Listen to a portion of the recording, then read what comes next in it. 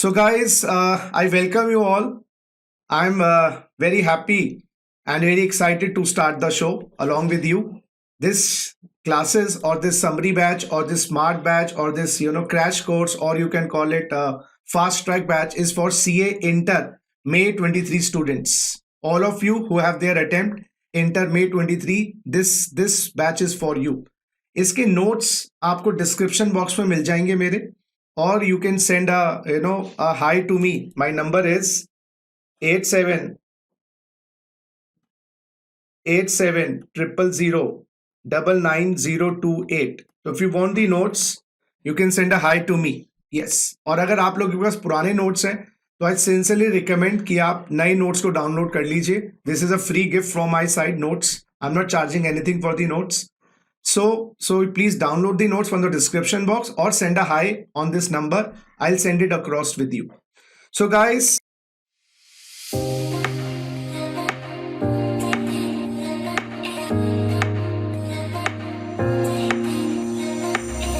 first of all, those who are studying the latest batch or those who have given the attempt in the last exams, now the assessment year will be 23-24.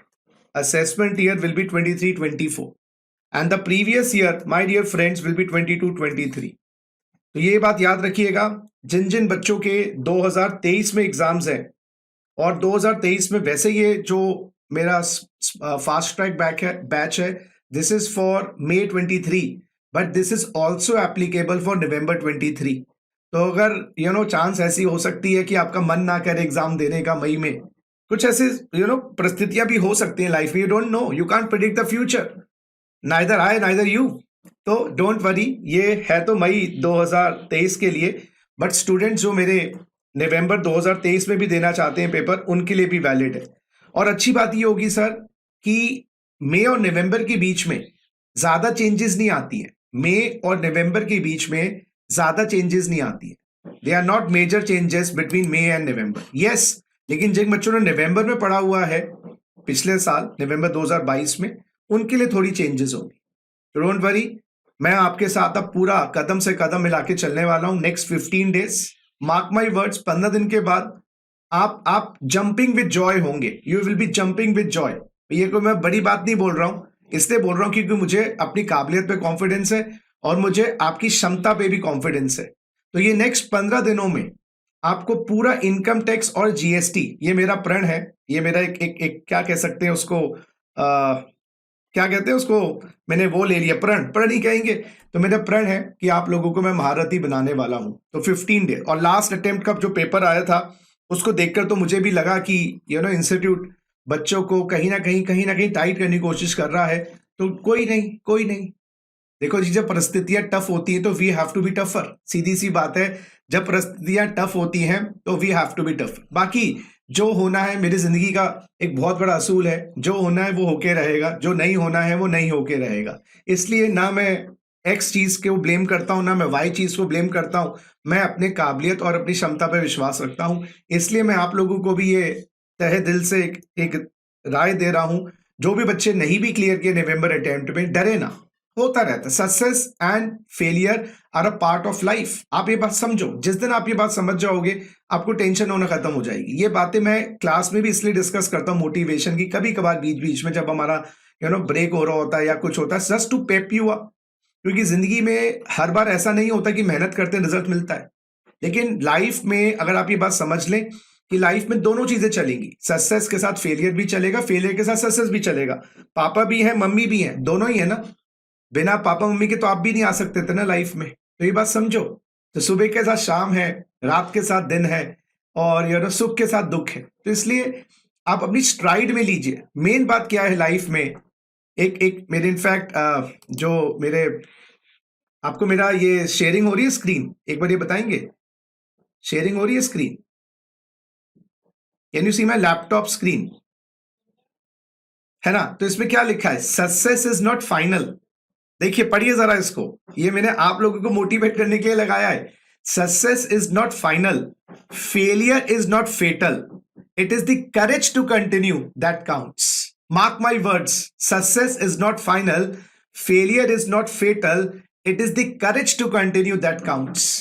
तो भाई success भी अंतिम लक्ष्य नहीं है, और failure कभी भी फेटल नहीं है कि खत्म, फेलियर हो गया तो खत्म। It is the courage to continue that counts. तो आप लोगों के अंदर वो करेज होनी चाहिए, बस चलते रहो। कभी मिलेगी सफलता, कभी विफलता। मैं अपनी पर्सनल लाइफ देखो, I am over 35+, I won't tell you my exact age, you can determine it yourself. I am already 35+। मैंने देख लिया लाइफ में, कभी सीधी नहीं चली लाइफ, कभी झटके, कभी लटके, कभी मटके। लेकिन इंपॉर्टेंट क्या है, चलते रहे। बस जो चलता रहेगा ना, वो अपनी मंजिल को पहुंच जाएगा। जैसे वो नदी वाला एग्जांपल मैं हमेशा अपनी क्लासेस में देता हूं कि नदी सागर से, और सागर नहीं, पहाड़ों से निकली है, गंगा मैया गंगोत्री से निकलती है और वो जाके सागर में मिल जाती है। तो एक ना एक दिन मिल हो जाता है ना, सागर में चली जाती है ना, चाहे कभी बांध होते हैं, कभी कुछ होता है, लेकिन पहुंच जाती है ना सागर पे। उसी तरीके से गाइस, आप लोग भी अपनी मंजिल पे अल्टीमेटली पहुंचेंगे। मार्क माई वर्ड्स, बहुत जल्दी, चाहे 6 महीने लगे, 1 साल लगे, 2 साल लगे, आप अपनी मंजिल पे पहुंचेंगे। हिम्मत ना हारिएगा, बस चलते रहिएगा। प्रॉब्लम ये होती है कि हम कुछ एक्सपेक्टेशन बांध लेते हैं। प्रॉब्लम ये होती है, वो एक्सपेक्टेशन जब मीट नहीं होती तो डिसअपॉइंटमेंट होती है। तो हमें प्रॉब्लम पढ़ाई की नहीं है। आप लोग 18 घंटे पढ़ सकते हो, 20 घंटे पढ़ सकते हो, प्रॉब्लम उसकी नहीं है। प्रॉब्लम बीड़ू आपको ये है कि यार मैं पास होना चाहता था, हो नहीं पाया। यार वो तो भगवान श्री कृष्ण ने गीता में भी कहा है कि भाई मेहनत कर, अर्जुन उठ खड़ा हो, मेहनत कर, कर्म कर, फल की इच्छा नहीं कर। Ultimately you have no control over the outcome. I can feel it, I can feel the pain of the students. I've also seen many ups and downs in life, but every time I've seen a down, I get up. 2 दिन लगते हैं, 3 दिन लगते हैं, कभी झटका लटका हमें भी लगता है भाई। हमें पढ़ाई का नहीं लगता, पैसे नहीं लगता, हमें इमोशन झटके लगते हैं। कभी बीबी से झगड़ा हो गया, कभी पड़ोसी से झगड़ा हो गया, है ना, तो कभी अनबन हो जाती है हमारे उस टाइप की होती है चीजें, तो वो ठीक हो जाती है। तो इंपॉर्टेंट क्या है लाइफ में, success is not final, failure is not fatal, it is the courage to continue. तो आप लोगों में करेज है, आप लोग बैच को अटेंड करने आए, that means you have the courage. तो आपकी आधी बैटल तो वही आप जीत लिए, क्योंकि आपके अंदर करेज है दोबारा से लड़ने की। तो एक बार फटाफट चैट बॉक्स में बताइए हाउस द जोश, और शुरू करते हैं। Yes, fast track batch for our CA inter May 2023 students. और मैं फिर बोल रहा हूं, मई के लिए है, लेकिन नवंबर के लिए भी ये वैलिड रहेगा। मैं नवंबर इसलिए नहीं बोलता क्योंकि नवंबर के लिए दोबारा से करेंगे, जब मैं मेहनत करने को रेडी हूं। अभी हमने अपना मेन बैच खत्म किया, 4-5 महीने लगाए, तो जब मैं मेहनत करने को रेडी हूं तो तुम क्यों पीछे हारते हो, क्यों डरते हो? जब मैं तुम्हारे लिए, देखो ये मेरा रेस्टिंग पीरियड था 15 दिन, क्योंकि मेरे बैचेस खत्म हो गए, तो I could have easily taken the rest, आराम से मैं भी कहीं घूमने चला जाता, कुछ चला, मैंने नहीं किया ना। This is just for you, because your pain is my pain. आपको दर्द होता है तो मुझे फील होता है, क्यों नहीं हम बेटर देन दी बेस्ट बने। हाँ जी अंजलि की तो सुई वहीं अटकी हुई है, रिकॉर्डिंग मिल जाएंगी, पहले क्लासेस अटेंड कर, देखते हैं रिकॉर्डिंग का कैसे करना है। I talk to Chetan sir, I talk to, देखते हैं जरा, एक बार बात करते हैं, ठीक है। चलो guys, don't worry, let's start the show and my जोश इज वेरी हाई। आप लोग भी एक्साइटेड रहिएगा। जो भी क्वेरीज हैं आप चैट बॉक्स में या माइक अपना ऑन करके पूछ सकते हैं। सो सबसे पहली बात दोस्तों, जिन बच्चों का मई और नवंबर 2023 में एग्जाम है, असेसमेंट ईयर है 23-24, असेसमेंट ईयर है 23-24, प्रीवियस ईयर है 22-23, प्रीवियस ईयर है 22-23, ठीक है। और नोट्स मैंने आपको फिर रिपीट कर रहा हूं, डाउनलोड कर लीजिएगा डिस्क्रिप्शन बॉक्स से, या मुझे अभी एक हाई भेज दीजिएगा व्हाट्सएप मैसेज के रूप में। सो फर्स्ट चैप्टर है हमारा बेसिक कॉन्सेप्ट्स। बेसिक कॉन्सेप्ट्स में सेक्शन 1, सेक्शन 1 हर एक्ट का 3 चीजें बताता है। ये बात बेसिक्स की है, ऑब्वियसली एग्जाम में नहीं पूछने वाले, बट स्टिल हमें हर चीज करेंगे। आधा घंटा एक्स्ट्रा लग जाए कोई दिक्कत तो नहीं बीड़ू, जल्दी बता दीजिए। आधा घंटा एक्स्ट्रा लग जाए कोई दिक्कत तो नहीं, हाफ एन आवर एक्स्ट्रा भी लग जाए तो कोई प्रॉब्लम तो नहीं। मैं तो, हाँ, बस मेरे साथ जोश के साथ और होश रख के आपको पढ़ना है बस। तो शॉर्ट टाइटल होता है जी, और एक्सटेंट होता है और कमेंसमेंट होता है। तो शॉर्ट टाइटल तो नाम है हमारा इनकम टैक्स एक्ट, सबसे प्यारा हमारा इनकम टैक्स एक्ट पूरे हिंदुस्तान में लगता है, और इसका हैप्पी बर्थडे था 1 अप्रैल 1962। सेक्शन 4 जो है चार्जिंग सेक्शन है।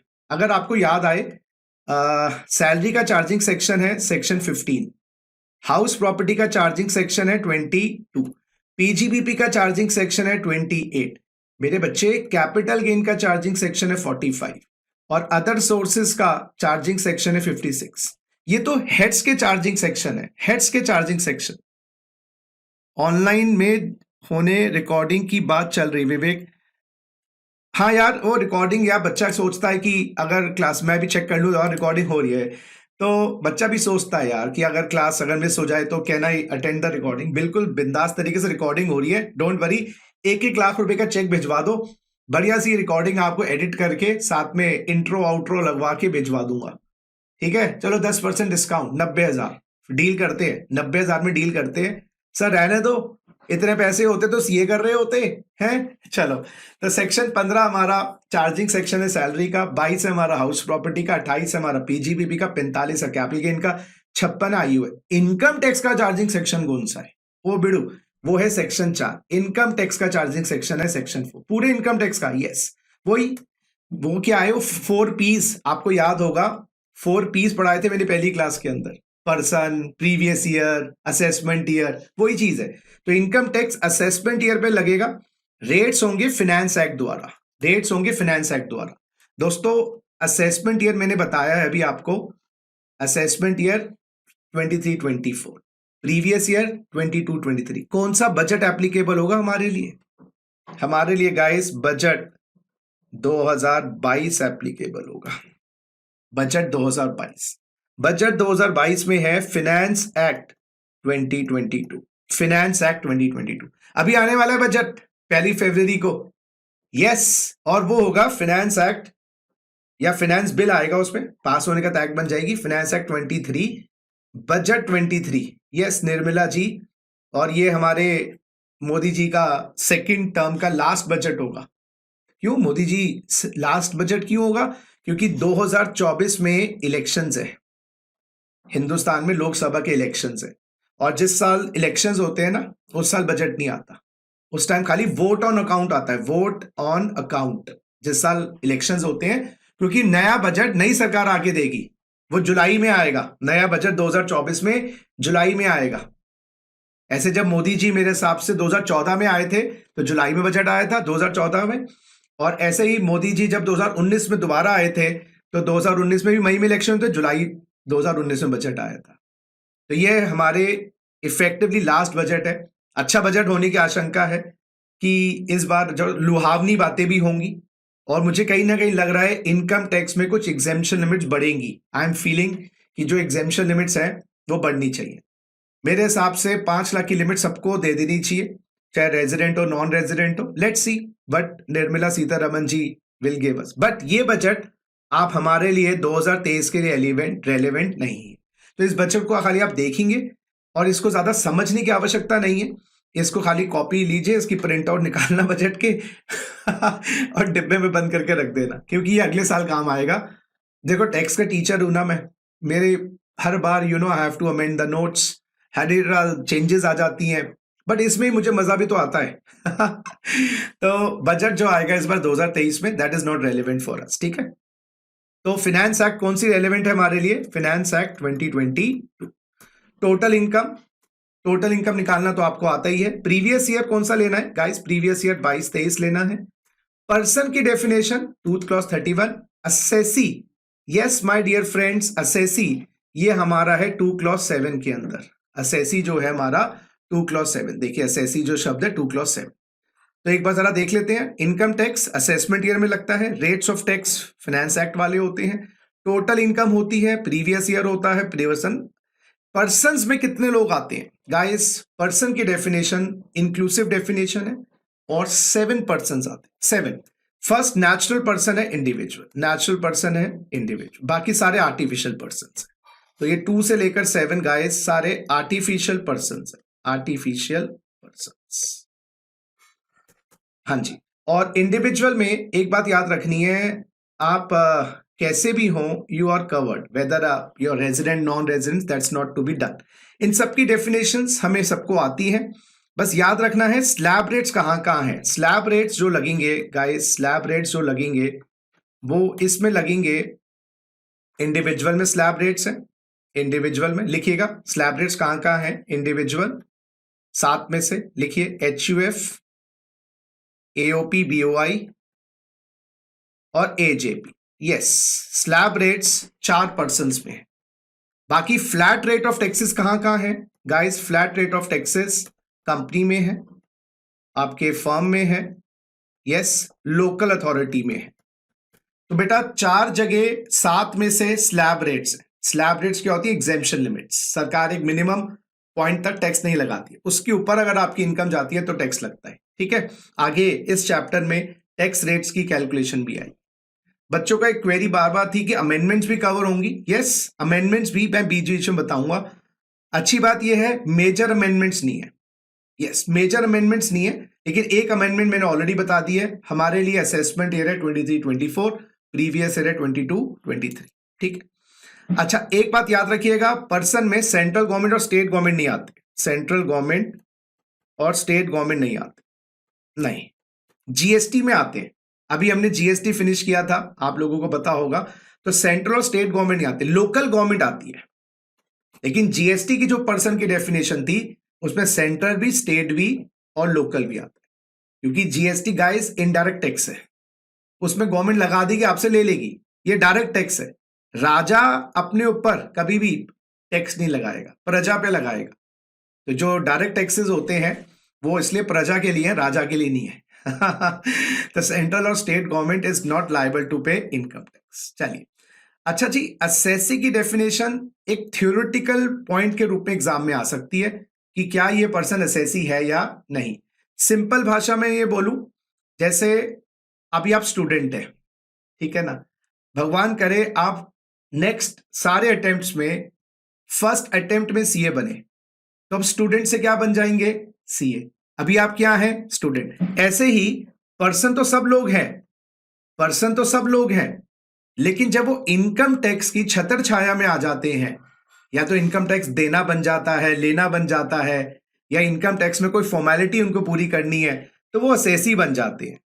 तो सिंपल सा लॉजिक है, बड़ा सिंपल सा लॉजिक है कि भाई स्टूडेंट तो सभी हैं, जो क्लियर कर जाए तो उसको हम सीए बोल देते हैं। उसी तरीके से गाइस असेसी कौन है?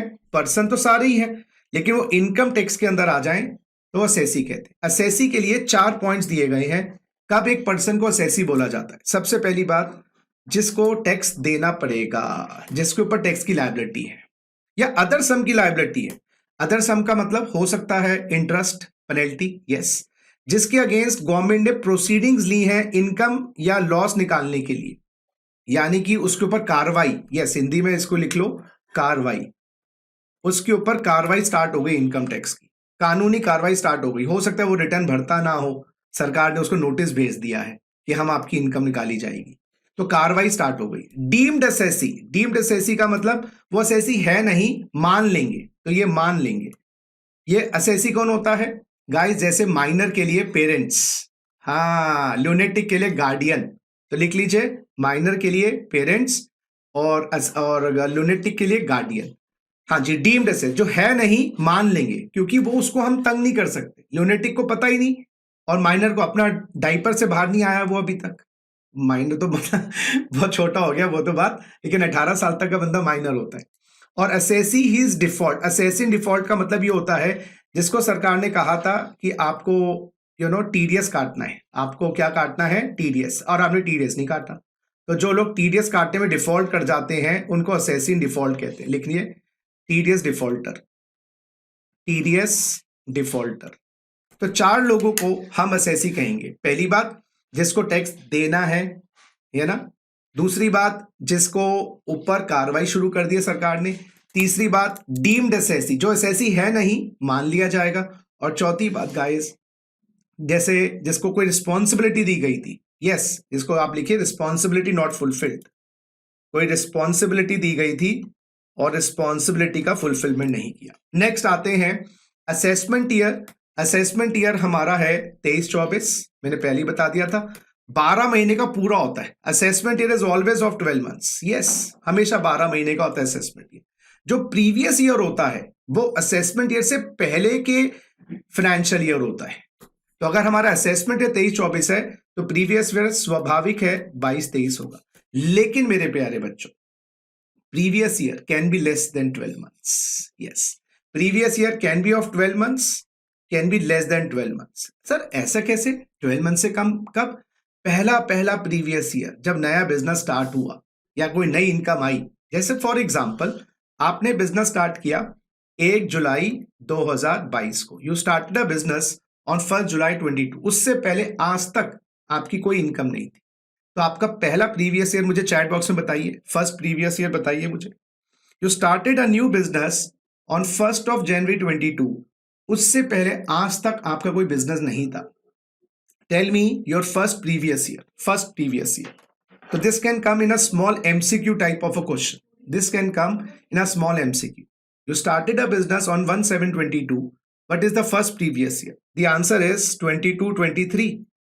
22-23, बट ये 22-23 बोलने के लिए सही है, लेकिन इसमें 9 महीने आएंगे। यस, इसमें 1/7/22 से लेकर 31 मार्च 23 आएगा। तो ये 9 महीने का हो गया। इससे क्या फर्क पड़ा? कोई फर्क नहीं पड़ा।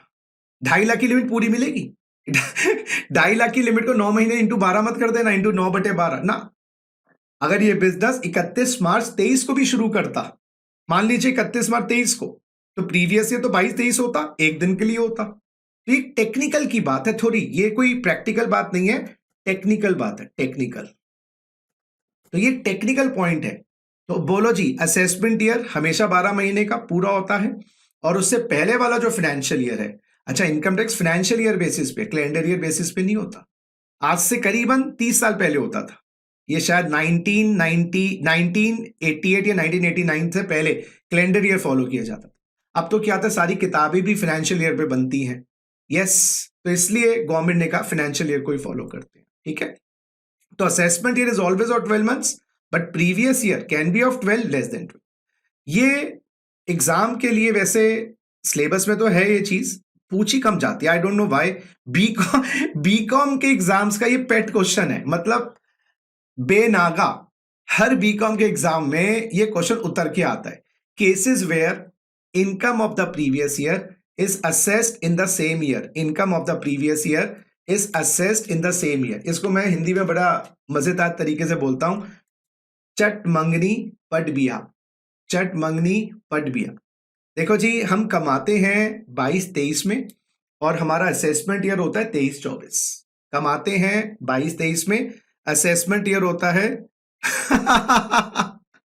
तो काव्या कह रही है कि इस बार भी आया था ये। मैं हमारे टाइम से है यार, ये पता नहीं बीकॉम के एग्जाम में तो ये पेट क्वेश्चन है। शिवदास में मिलेगा, चैंपियन में मिलेगा, लेकिन सीए के एग्जाम्स में सिलेबस में है, तो मैंने भी स्टडी में अपने मटेरियल में डाल रखा है। अदरवाइज इतना ज्यादा कोई इंपॉर्टेंट नहीं है। ठीक है तो पढ़ना तो पड़ेगा। जीवन में है तो जीना तो पड़ेगा, स्टडी में है तो पढ़ना भी पड़ेगा। तो ये है क्या, 22-23 की इनकम 23-24 में टैक्सेबल होती है। ये इनकम टैक्स वाले जीएसटी वाले नहीं है। जीएसटी वाले क्या कहते हैं कि देखो प्रीवियस जब भी कमाओ हाथों हाथ उसका टैक्स दो, अगले महीने दो, है ना। लेकिन जो इनकम टैक्स वाले कहते हैं पूरे साल कमाओ, मस्ती से रहो, और उसके बाद जाके टैक्स दे के आओ। इसमें नुकसान ये हो जाता है, कई लोग घपलाबाजी कर जाते हैं। सम पीपल डू घपलाबाजी। क्या कमाते हैं, असेसमेंट ईयर तक खाली हाथ रह जाते हैं। हाँ जी, प्लीज आपस में बातें नहीं करो। अरे यार, चैट बॉक्स में बातें करने के लिए आए हो तो मैं चैट बंद कर दूंगा, डीएक्टिवेट कर दूंगा, मैं चैट डीएक्टिवेट कर दूंगा। देखो चैट बॉक्स में बातें करने के लिए आए तुम यार, तुम मतलब समझ नहीं आते यार बच्चों को। तो यू ऑलवेज नीड गप्पा। बंद कर रहा हूं मैं चैट, अभी चैट बंद कर दूंगा, ऐसे मत करो। तो 22-23 में हम कमाते हैं, देना होता है 23-24 में। तो गवर्नमेंट कहती है, कुछ लोग की नीयत खराब होती है, वो सोचते हैं कमाएंगे, हजम कर जाएंगे, गवर्नमेंट को फिर कौन देखने आ रहा है। तो गवर्नमेंट ने कहा आपका प्रीवियस ईयर 22-23 है ना, आपका इसी प्रीवियस ईयर को ही असेसमेंट ईयर मान लेंगे। आपका प्रीवियस ईयर 22-23 होगा, असेसमेंट ईयर भी 22-23 होगा। ये कौन से सेक्शंस हैं? 172, 174, 174A, 175, 176, 172 में नॉन रेजिडेंट शिपिंग बिजनेस, बाहर से कोई शिप इंडिया में आती है और वो कोचीन पोर्ट पे, कैलकाटा पोर्ट पे आके बाहर निकल जाती है। गवर्नमेंट कहती है टैक्स दो, क्या अगले साल देंगे? गवर्नमेंट का तुम तो ठहरे परदेसी, साथ क्या निभाओगे? आज आप आए हो, you will might leave tomorrow and after next year तुम तो आई ना। दूसरा है पर्सन्स लीविंग इंडिया। यस, जैसे आपको पता है कोई टैक्स डिफॉल्टर्स हैं, they might run away from India and then government will say फिर टैक्स कहां से लें, क्योंकि ये लोग तो इंडिया से छोड़ के चले गए हैं। तीसरा है associations form for short durations. There are some associations like कोई कॉन्टेस्ट ऑर्गेनाइज करना था, कोई टूर्नामेंट ऑर्गेनाइज करना था, कोई एसोसिएशन बना ली, 3-4 महीने चली, उसके बाद एसोसिएशन खत्म। एसोसिएशन वालों से टैक्स मांगने गए, कहते हैं जी अगले साल देंगे, अभी तो एसोसिएशन खत्म हुई है, अभी तो प्रीवियस ईयर हमारा चल रहा है, अभी तो अगले बंद हो जाएगा, अगले साल देंगे। अब यहां पर प्रॉब्लम ये है एसोसिएशन शॉर्ट ड्यूरेशन की है। अगर इससे अभी टैक्स ना लिया जाए तो उसका जो प्रेसिडेंट एसोसिएशन का, इसका जो सेक्रेटरी है, इनको नामो निशान नहीं होगा। ये कौन है जी? Assessment of persons likely to transfer property to avoid tax. कुछ लोग ऐसे होते हैं, मतलब इतने बेशरम मैं कह लूं, कि सरकार कहती है टैक्स दे दो, क्या जी ले लो। सरकार कहती है टैक्स दो, वो बोलते हैं जी ले लो, क्या हमारे पास तो कुछ है ही नहीं, क्योंकि उसने अपनी सारी एसेट्स को बेच डाला, बैंक अकाउंट खाली कर लिए, अपनी लैंड बिल्डिंग सारी बेच डाली। तो जैसे गवर्नमेंट को पता चला कि भाई ये अपनी प्रॉपर्टीज बेच रहा है, इसी इंटेंशन से कि रिकवरी कैसे करेगी गवर्नमेंट, बल्कि आपको जेल में डाल देंगे तो उल्टा गवर्नमेंट का ही एक्सपेंडिचर बढ़ जाएगा ना, खिलाएंगे पिलाएंगे आप। तो कुछ लोग ऐसे होते हैं अपनी संपत्ति बेचे जा रहे हैं सो दैट रिकवरी ना हो पाए, गवर्नमेंट को पता चल जाता है। और डिसकंटिन्यूड बिजनेस स्टार्ट किया था, प्रीवियस ईयर में खत्म हो गया।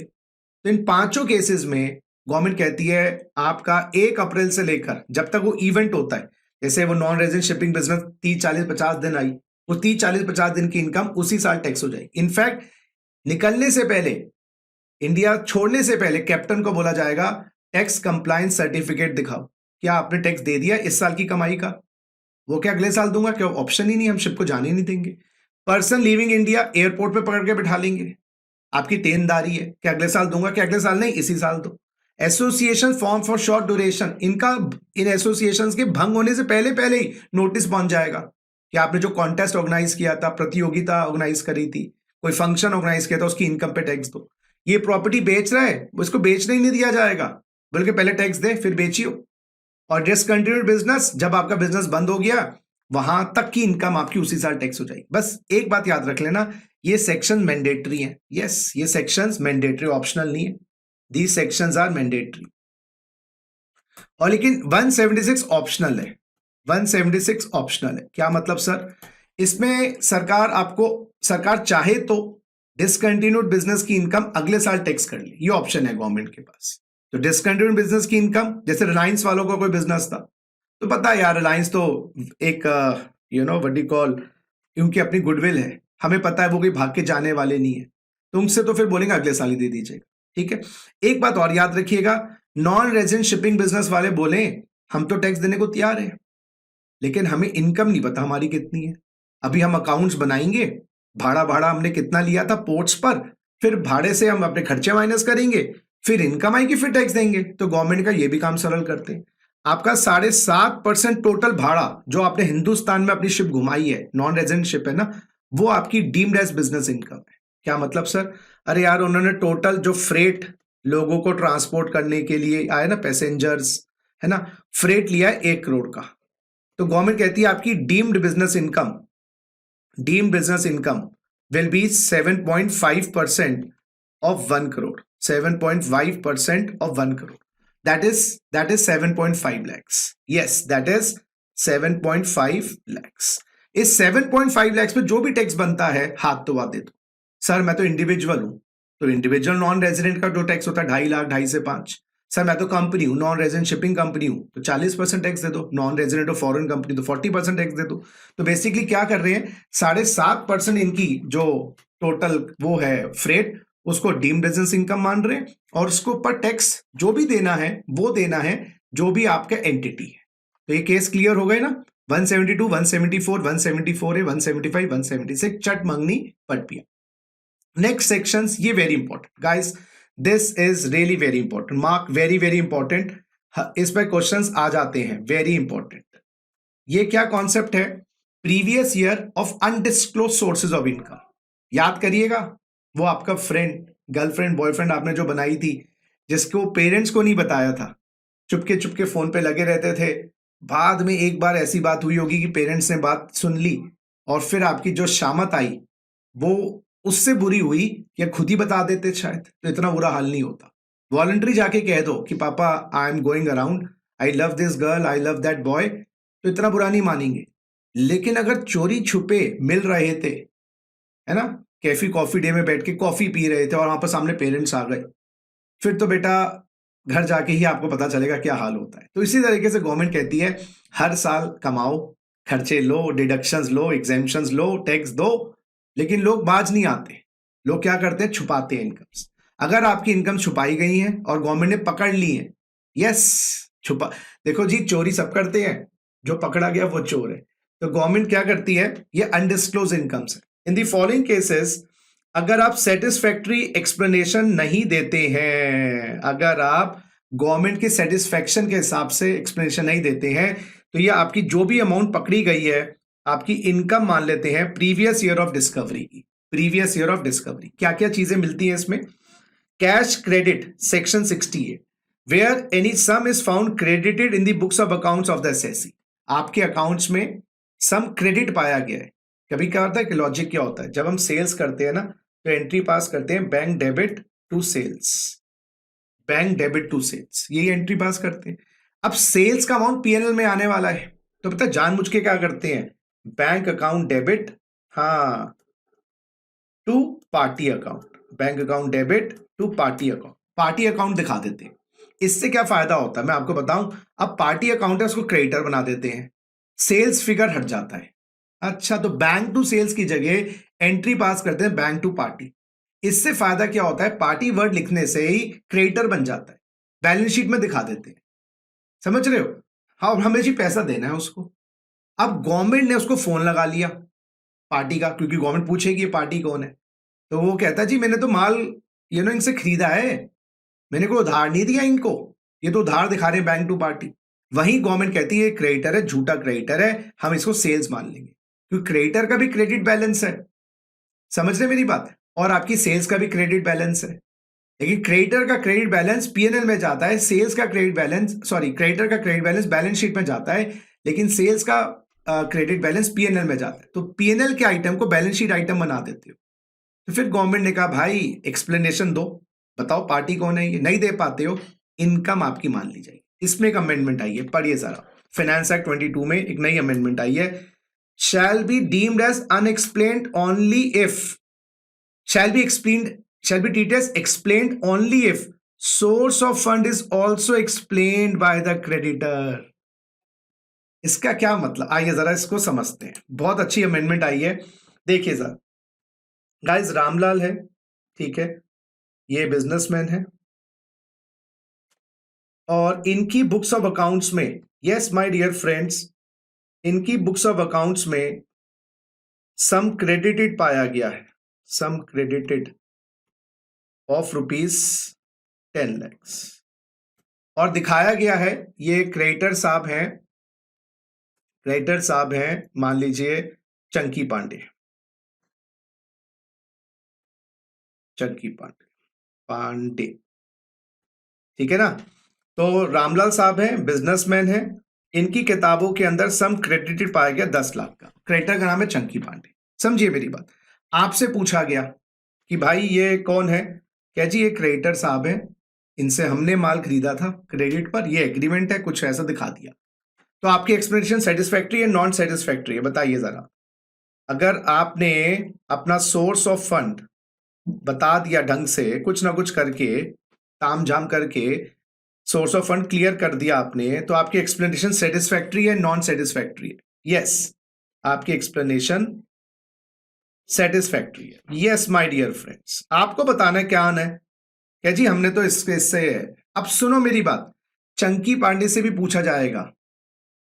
यस, चंकी पांडे से पूछेगा तेरे पास पैसे कहां से आए, जो तूने इससे माल खरीदा है, तो ये क्रेडिटर बना रहे हैं ना ये, तो इनके पास भी गवर्नमेंट पहुंचेगी और पूछेगी सोर्स ऑफ फंड्स बताइए। सोर्स ऑफ फंड एक्सप्लेन करिए। मान लीजिए कोई जेन्युइन ट्रांजैक्शन नहीं होती, चलो ऐसा करो, कोई जेन्युइन ट्रांजैक्शन है, जेन्युइन ट्रांजैक्शन है,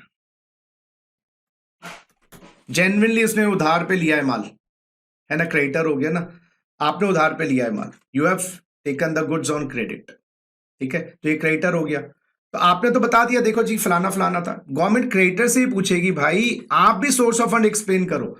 दोनों जब सोर्स ऑफ फंड एक्सप्लेन करेंगे जब इसको सही माना जाएगा। पहले क्या था, सेटिस्फैक्टरी एक्सप्लेनेशन ऑफ असेसी चाहिए थी, satisfactory explanation of SSC only. अब गवर्नमेंट कह रही है सेक्शन 68 में चंकी पांडे की भी एक्सप्लेनेशन चाहिए। अगर both explanation are satisfactory, both explanation are satisfactory, तो फिर हम सेक्शन 68 नहीं लगाएंगे। तो पहले सेक्शन 68 कब नहीं लगता था, जब आपने एक्सप्लेन कर दिया। तो गवर्नमेंट अब उस क्रिएटर से भी पूछेगी भाई तुम भी अपना नाम पता, अपना एड्रेस वेड्रेस सब बताओ। दोनों की एक्सप्लेनेशन सही पाएगी जब जाके हम सेक्शन 68 को नहीं लगाएंगे, ठीक है, इस बात को याद रखिएगा। अब दोबारा से पढ़ लीजिए। So no satisfactory explanation provided by the assessee, अगर नहीं दे रहे, अगर दे रहे थे तो चलेगा, लेकिन सेक्शन 68 में कह रहे हैं shall be treated explain only if source of fund is also explain by the creditor. तो अब दोनों की एक्सप्लेनेशन चाहिए। तो अगर मैंने आपको क्रेडिटर दिखा रखा है तो मैं भी पूरा एक्सप्लेन करूं ट्रांजैक्शन, मेरी गवर्नमेंट को ओके लगे मेरी बात, गवर्नमेंट आपके पास जाएगी, आपकी बात भी ओके लगेगी, तो फिर जब जाके मेरे हाथ में ये सेक्शन 68 लगाया नहीं जाएगा। आइए सर, अनएक्सप्लेन, जी बताइए।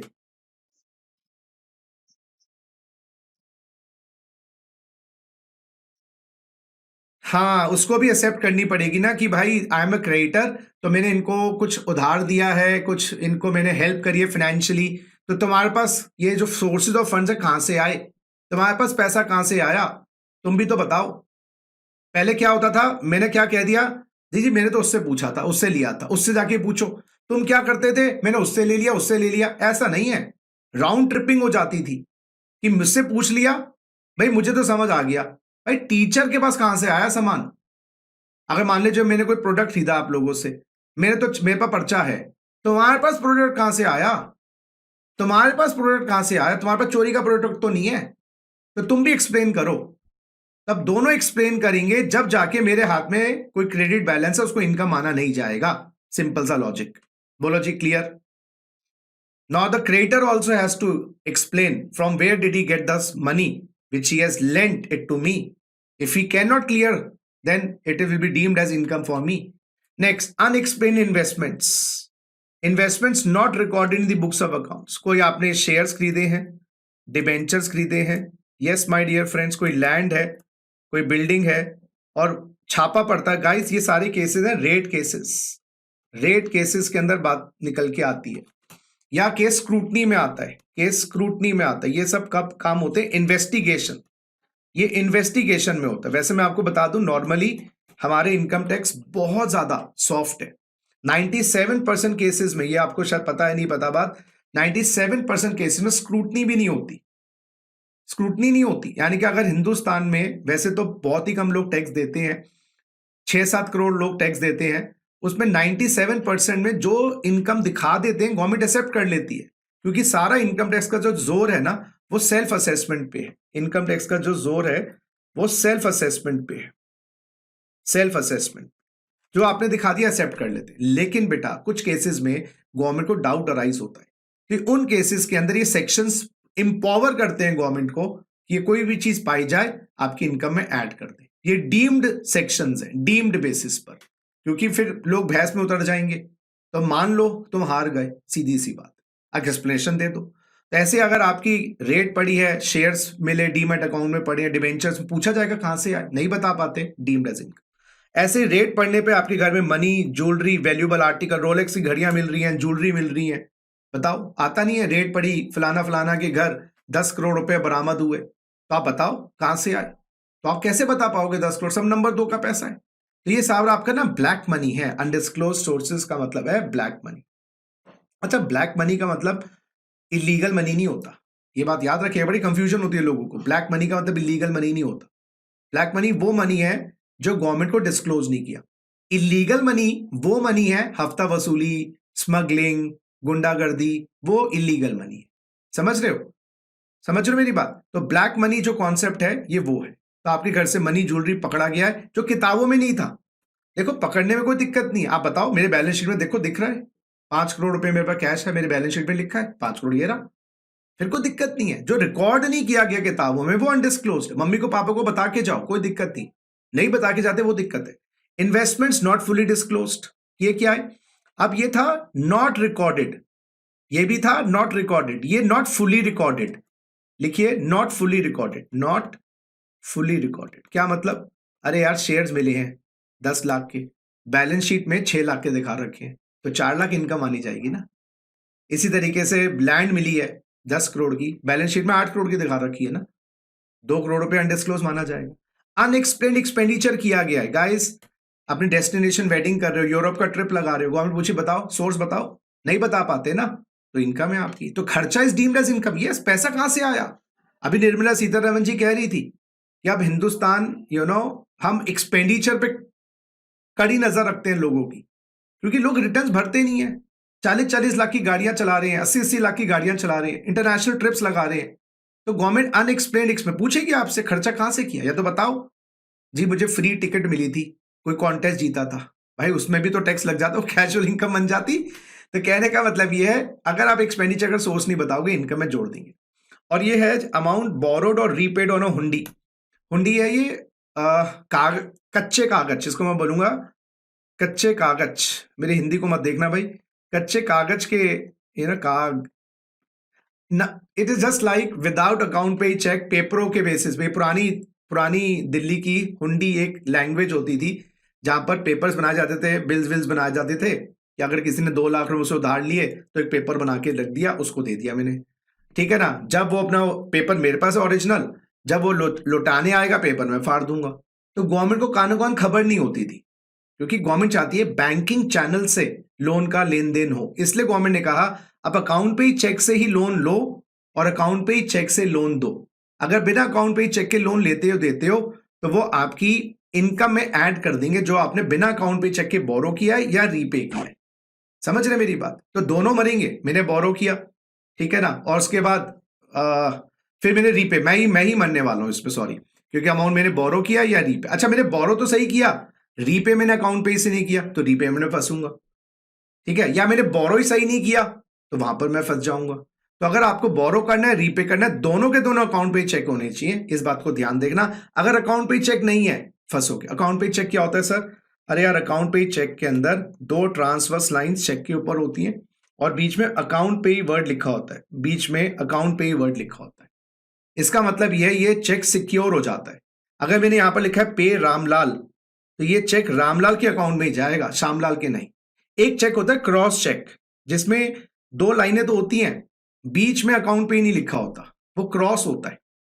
इसमें क्या फर्क है? इसमें भी पेमेंट क्रेडिट तो होती है जिसका नाम लिखा है, लेकिन टेक्निकली इसको इंडोर्स किया जा सकता है as per negotiable instrument act. तो this cheque is also not allowed, this is bearer check.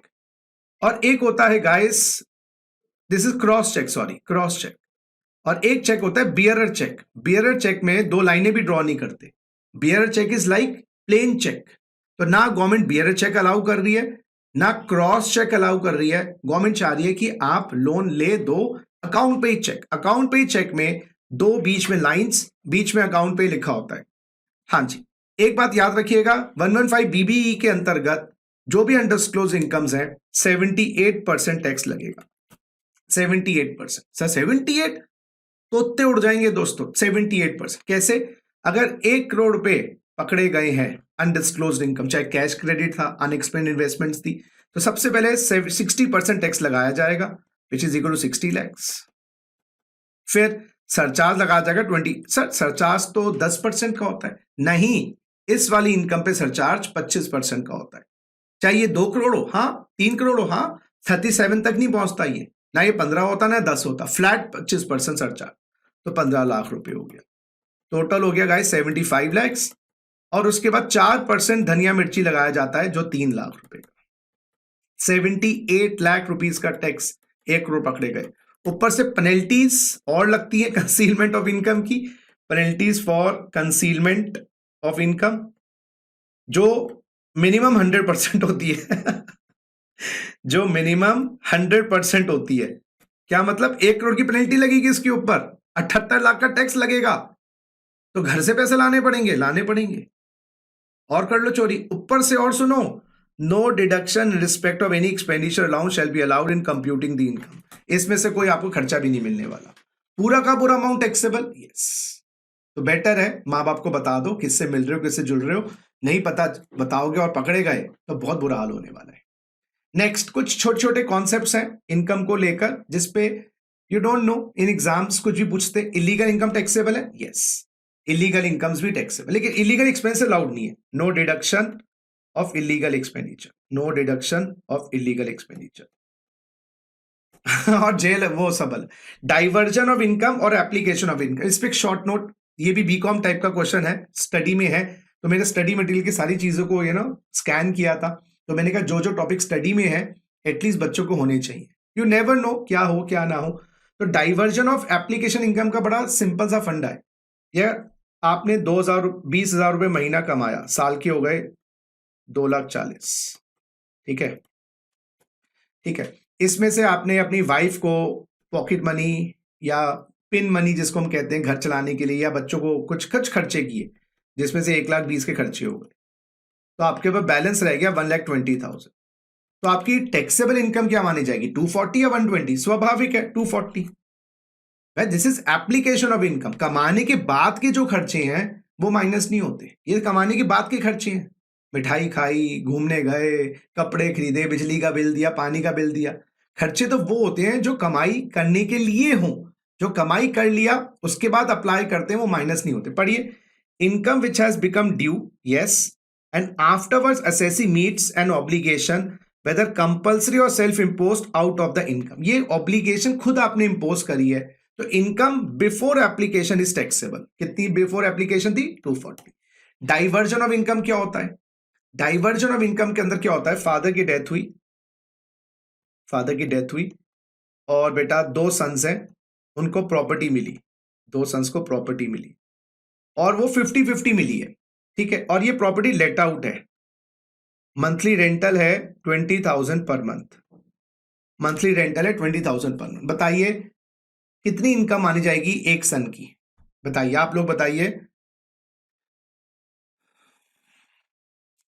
Father की डेथ हुई है, 2 सन्स है, प्रॉपर्टी लेट आउट थी 20,000 महीने पे और 2 सन्स को मिली है प्रॉपर्टी, तो एक सन की इनकम क्या सर? यस, एक सन की इनकम 10,000 रुपए महीना, 10,000 रुपए महीना, 10,000 रुपए महीना इंटू 12। क्यों? डाइवर्जन है ना, वो आपकी थी नहीं। ये नहीं है कि वो आपने आधी निकाल के भाई को दी है तो आपके लिए 240, नहीं नहीं नहीं नहीं, वो आपकी थी नहीं। तो income which due to compulsory obligation is diverted before it became due. Main मुद्दा ये है, आपके ड्यू होने से पहले ही वो डाइवर्ट हो गई, it doesn't belong to you. जैसे आपने किसी को प्रपोज नहीं किया था, ये अच्छा है, ये आपको ये एग्जांपल समझ आ जाएगा। किसी को आपने प्रपोज नहीं किया और वो दूसरे की हो गए, और यार दुख मना रहे हो यार, ये ना मेरी बंदा था या मेरी बंदी थी। भाई आपने प्रपोज ही नहीं किया ना, लेकिन आपने प्रपोज किया था, फिर चले जाए फिर बात अलग है। तो डाइवर्जन का मतलब ये है गाइस, वो इनकम आपके हाथ में ड्यू होने से पहले चली गई। पिन मनी वो पॉकेट मनी होती है जो पेरेंट्स बच्चों को देते हैं, या फादर अपनी वाइफ को दे फादर अपनी वाइफ को दे रहे हैं, हाँ, फादर अपनी वाइफ मतलब आपकी मम्मी को दे रहे हैं। तो ये जो पर्सनल एक्सपेंडिचर या पॉकेट मनीज मिलते हैं, ये ऑलरेडी टैक्स हो चुके। रेवेन्यू इनकम्स टैक्सेबल होती है, ये सैलरी है, हाउस प्रॉपर्टी है, ये सब रेवेन्यू इनकम्स है, salary, house property, dividend income. क्या जनरल रूल क्या है, revenue incomes by default taxable है। अच्छा, जनरल रूल्स हैं, बाय डिफॉल्ट टैक्सेबल है, अनलेस एग्जेम्प्ट अंडर 10, सेक्शन 10 में एग्जेम्प्ट हो जाए तो फिर बात अलग है। तो revenue income by default tax. Capital incomes, sale की इनकम्स, कंपनसेशंस जो वन टाइम होते हैं, हाँ। तो कैपिटल रिसिप्ट का रूल क्या है, नॉट टैक्सेबल। अच्छा, unless taxed, not taxable unless taxed. तो रेवेन्यू इनकम्स बाय डिफॉल्ट बेटा टैक्सेबल है, सैलरी या हाउस प्रॉपर्टी है, या सेक्शन 10 में एग्जेम्पशन बना दे।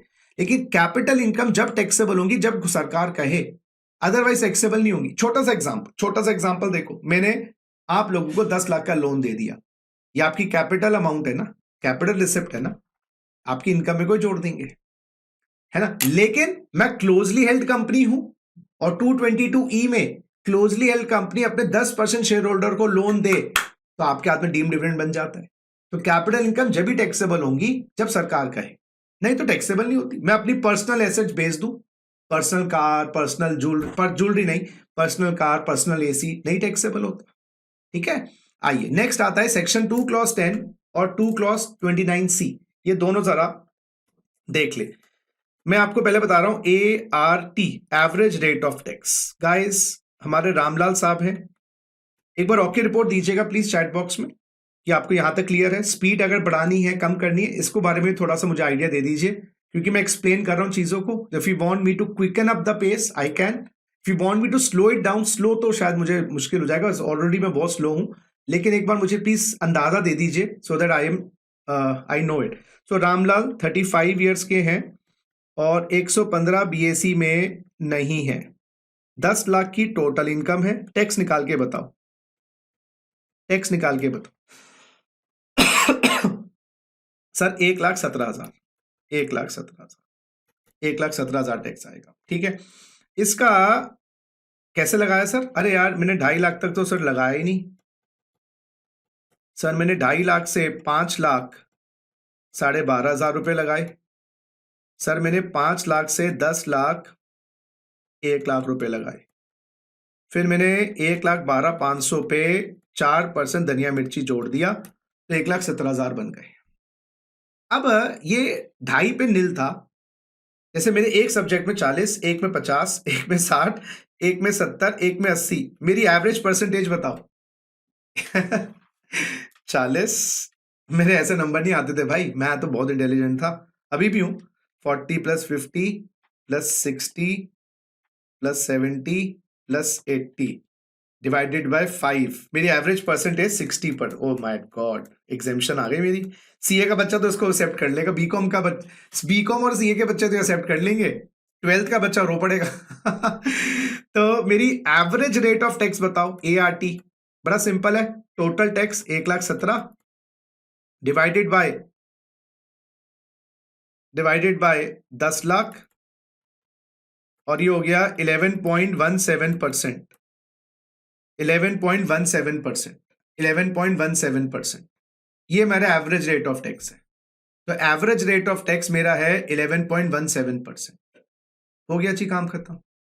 Average rate of tax 11.17। ऐसे अगर 20 लाख है तो इट इज जस्ट टू क्या करना है, अपना टैक्स निकालिए including health and education cess, divided by करिए total income into 100, including HEC divided by total income into 100। MMR, ये क्या है जी? MMR का कॉन्सेप्ट होता है पनिशमेंट के रूप में।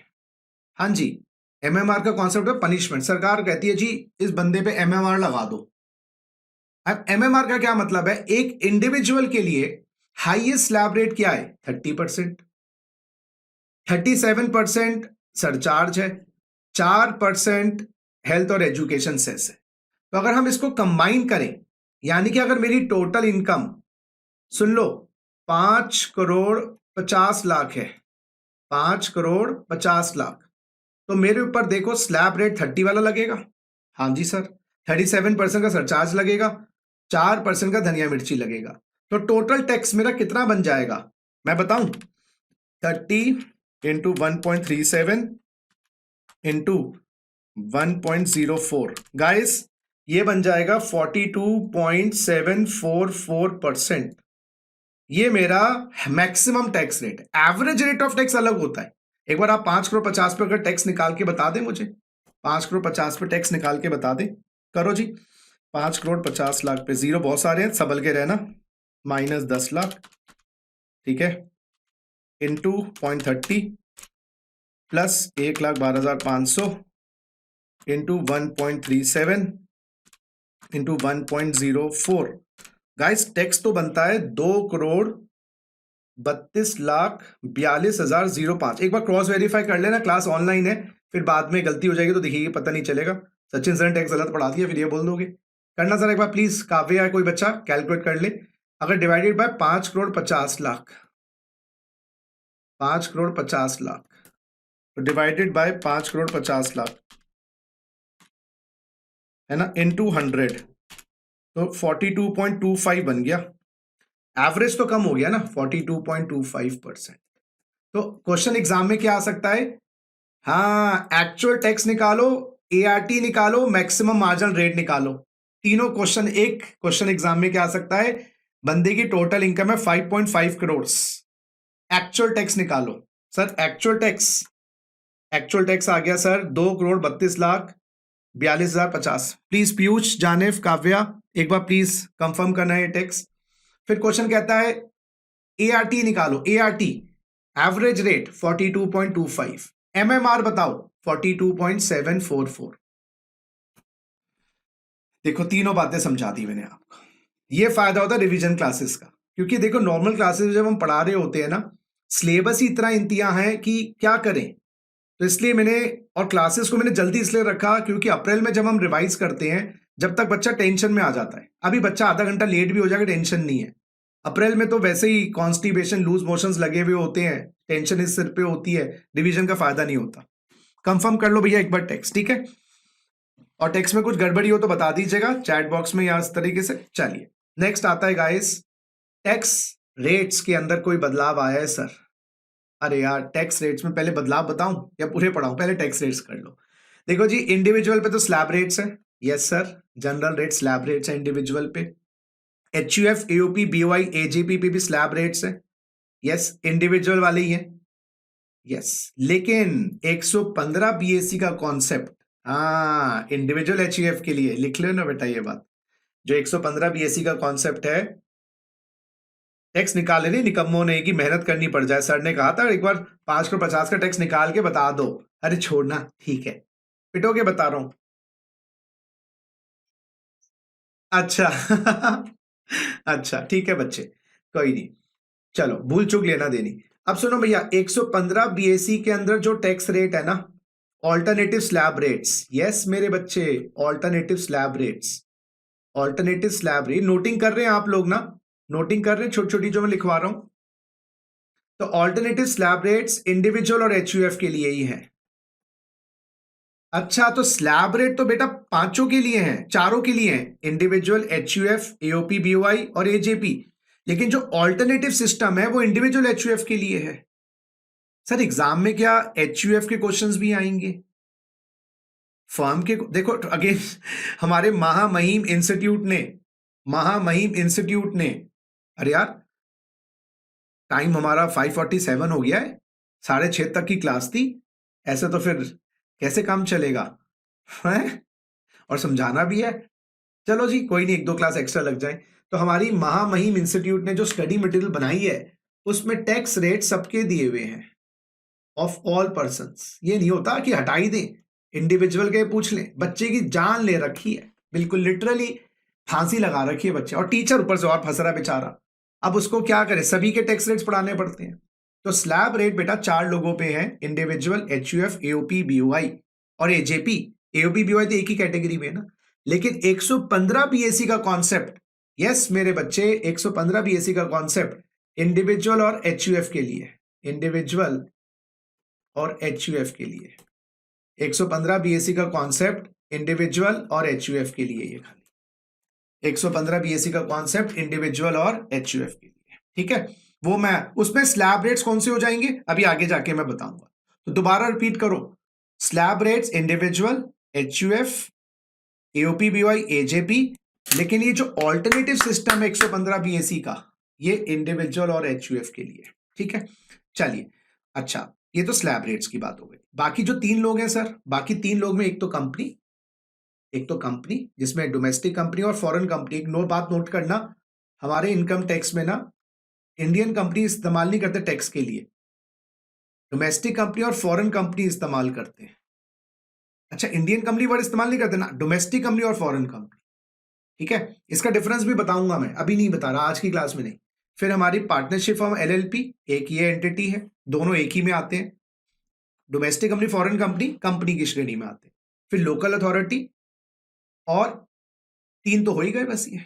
अच्छा देखो, तीनों में एग्जेम्पशन लिमिट नहीं है, एग्जेम्पशन लिमिट नहीं है, कोई एग्जेम्पशन लिमिट नहीं। सर कोऑपरेटिव सोसाइटी अलग क्यों लिख दिया? Cooperative society part of AOP है। अच्छा ये पार्ट ऑफ एओपी है, लिखना बेटा, cooperative society part of AOP है, एओपी बीओआई, लेकिन इसका टैक्स रेट अलग है, but tax rate is different, tax rate is different. जैसे क्या होता है ना, कई बार कुछ बच्चों को देखो तो उनके माँ बाप को देखो तो लगता है ये पड़ोसी पे चला गया, ये अपने माँ बाप पे नहीं गया है। तो उसी तरीके से कोऑपरेटिव सोसाइटीज एओपी बीओआई का पार्ट तो है, लेकिन इनका जो टैक्स रेट है ना वो डिफरेंट है, टैक्स रेट जो है वो डिफरेंट है। Yes that is the point, इसलिए मैंने इनका टैक्स रेट अलग कर दिया। क्या टैक्स रेट है इनका, अभी बता देता हूं। इनका जो स्लैब रेट्स है ना वो ये है, इनके जो स्लैब रेट्स हैं वो है 10, 20, 30। 10,000 तक 10%, 10,000 से 20,000 20%, 20,000 से ऊपर 30%, इनके स्लैब रेट्स ये हैं। तो 4 लोगों के स्लैब रेट है, 3 लोगों के लिए कोई स्लैब रेट है नहीं। यस सर, ये भी बात क्लियर। और cooperative society part of AOP BOI है, तो जो नॉन कोऑपरेटिव सोसाइटी वाले एओपी हैं उन पे तो 2.5, 5, 10 वाला स्लैब लगेगा, लेकिन जो कोऑपरेटिव सोसाइटीज हैं उस पे 10,000, 10,000 से 20,000, अब 20,000 स्लैब रेट्स। ये स्लैब रेट्स हैं और जनरल रेट्स हैं, इनको ऊपर आप ये भी लिख सकते हो स्लैब रेट्स या जनरल रेट लगते हैं बेटा, जनरल रेट। कोई स्पेशल रेट्स भी होते हैं क्या? हाँ, जैसे घर के कपड़े, ये हमारे घर के कपड़े हैं जो हम हर रोज पहनते हैं, घर वाले, ठीक है, ये मेरे बाजार वाले हैं।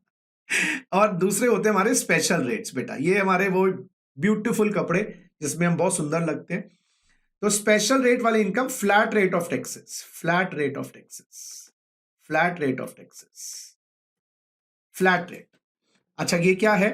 111A में short term capital gain, listed shares का, इक्विटी ओरिएंटेड म्यूचुअल फंड्स का, EOMF।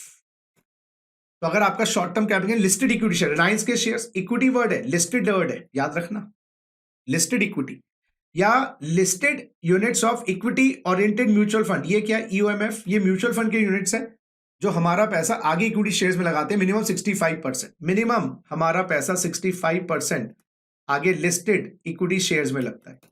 और बिजनेस ट्रस्ट क्या है? बिजनेस ट्रस्ट है बेटा real estate investment trust, real estate investment trust के यूनिट्स, ये हमारे पैसे को आगे रियल एस्टेट में लगाते हैं। अच्छा, एक तो एक्टिव इन्वेस्टमेंट है लिस्टेड इक्विटी शेयर की, दो हमारी पैसिव इन्वेस्टमेंट्स है, दो हमारी पैसिव इन्वेस्टमेंट्स है, एक एक्टिव इन्वेस्टमेंट है, दो हमारी पैसिव इन्वेस्टमेंट्स है। एक्टिव इन्वेस्टमेंट्स है लिस्टेड इक्विटी शेयर्स वाली जो खुद लगाते हैं, और एक में म्यूचुअल फंड्स हमारे पैसे को 65% इक्विटी शेयर में लगा रही है, उसको बोलते हैं EOMF, equity oriented mutual fund. और बिजनेस ट्रस्ट होता है रियल एस्टेट इन्वेस्टमेंट ट्रस्ट जो हमारे पैसे को रियल एस्टेट में लगाते हैं। इन पे शॉर्ट टर्म गेन हुआ है, तीनों ही लिस्टेड है, स्टॉक मार्केट के थ्रू बेचे गए हैं, स्टॉक एक्सचेंज के थ्रू ट्रांजेक्शन हुई है, अप टू 12 महीने हुई है, स्टॉक एक्सचेंज के थ्रू ट्रांजेक्शन हुई है 12 महीने, तो 15% का टैक्स लगता है। इन्हीं तीनों ट्रांजेक्शन को अगर लॉन्ग टर्म हो जाए तो हम 10% पे ले आते हैं। इन्हीं तीनों ट्रांजेक्शन, लिस्टेड इक्विटी 12 महीने के बाद, EOMF 12 महीने के बाद, बिजनेस ट्रस्ट के यूनिट 12 महीने के बाद, और वो 10% 1 लाख से ऊपर पे लगता है। यानी कि स्टॉक मार्केट का शॉर्ट टर्म 111, लेकिन स्टॉक मार्केट रेट मत लेना, प्रेफरेंस नहीं आता इसमें। हाँ इक्विटी है वर्ड, देख लो बेटा एक बार, इसमें वर्ड है इक्विटी, इसमें वर्ड है equity oriented mutual fund, equity oriented mutual fund.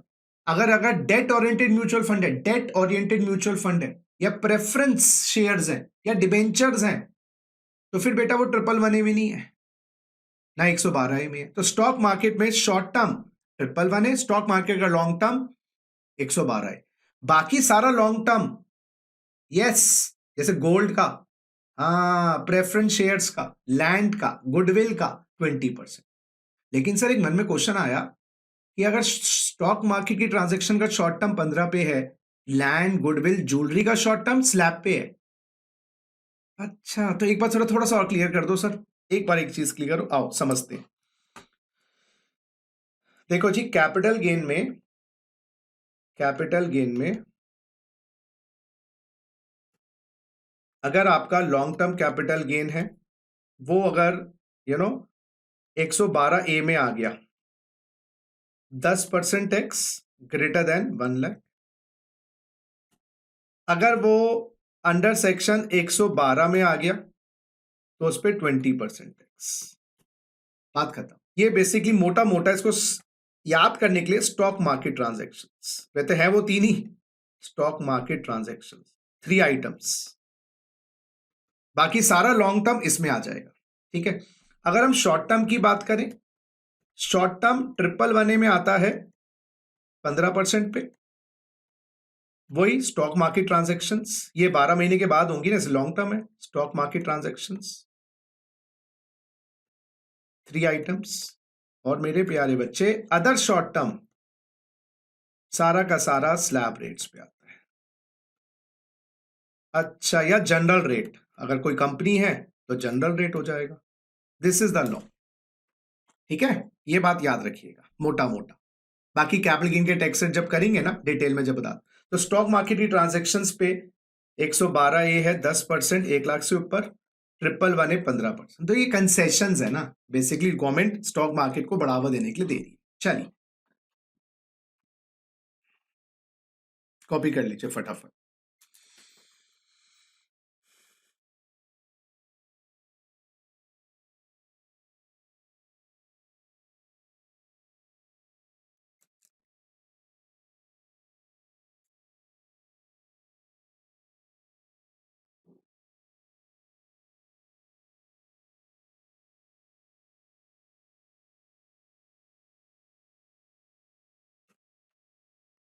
चलिए क्लियर है बात, चलिए आगे बढ़ते हैं। तो दो टाइप के तो मैंने आपको स्पेशल रेट्स बता दिए, दो टाइप के स्पेशल रेट, 111A ये वाली बात, और 112A और 112। 115 double B casual income 30%, undisclose की बात अभी हमने कर ली, 78% टैक्स लग जाता है, प्लस 25% सरचार्ज, प्लस 4% धनिया मिर्ची लगा के 78 बैठ जाता है। हाँ, इन पे भी लगते हैं सरचार्जेस, उनकी बात बाद में करेंगे। और बीबीएफ रॉयल्टी इनकम पे, अगर आप रॉयल्टी डेवलप यानी कि पेटेंट्स, यानी कि कोई इन्वेंशन है आपके पास, कुछ इन्वेंशन है और उसका पेटेंट एक्ट में रजिस्टर करवाया हुआ है, पेटेंट एक्ट में आपने रजिस्टर करवाया हुआ है, तो इन्वेंशन है आपके पास, पेटेंट एक्ट में रजिस्टर करवाया हुआ है, तो उसके बदले में जो आपको अमाउंट मिलता है दैट इज रॉयल्टी। उस पर फ्लैट टैक्स लगता है, फ्लैट टैक्स लगता है 10%। तो ये आपकी ना फ्लैट रेट की इनकम हो।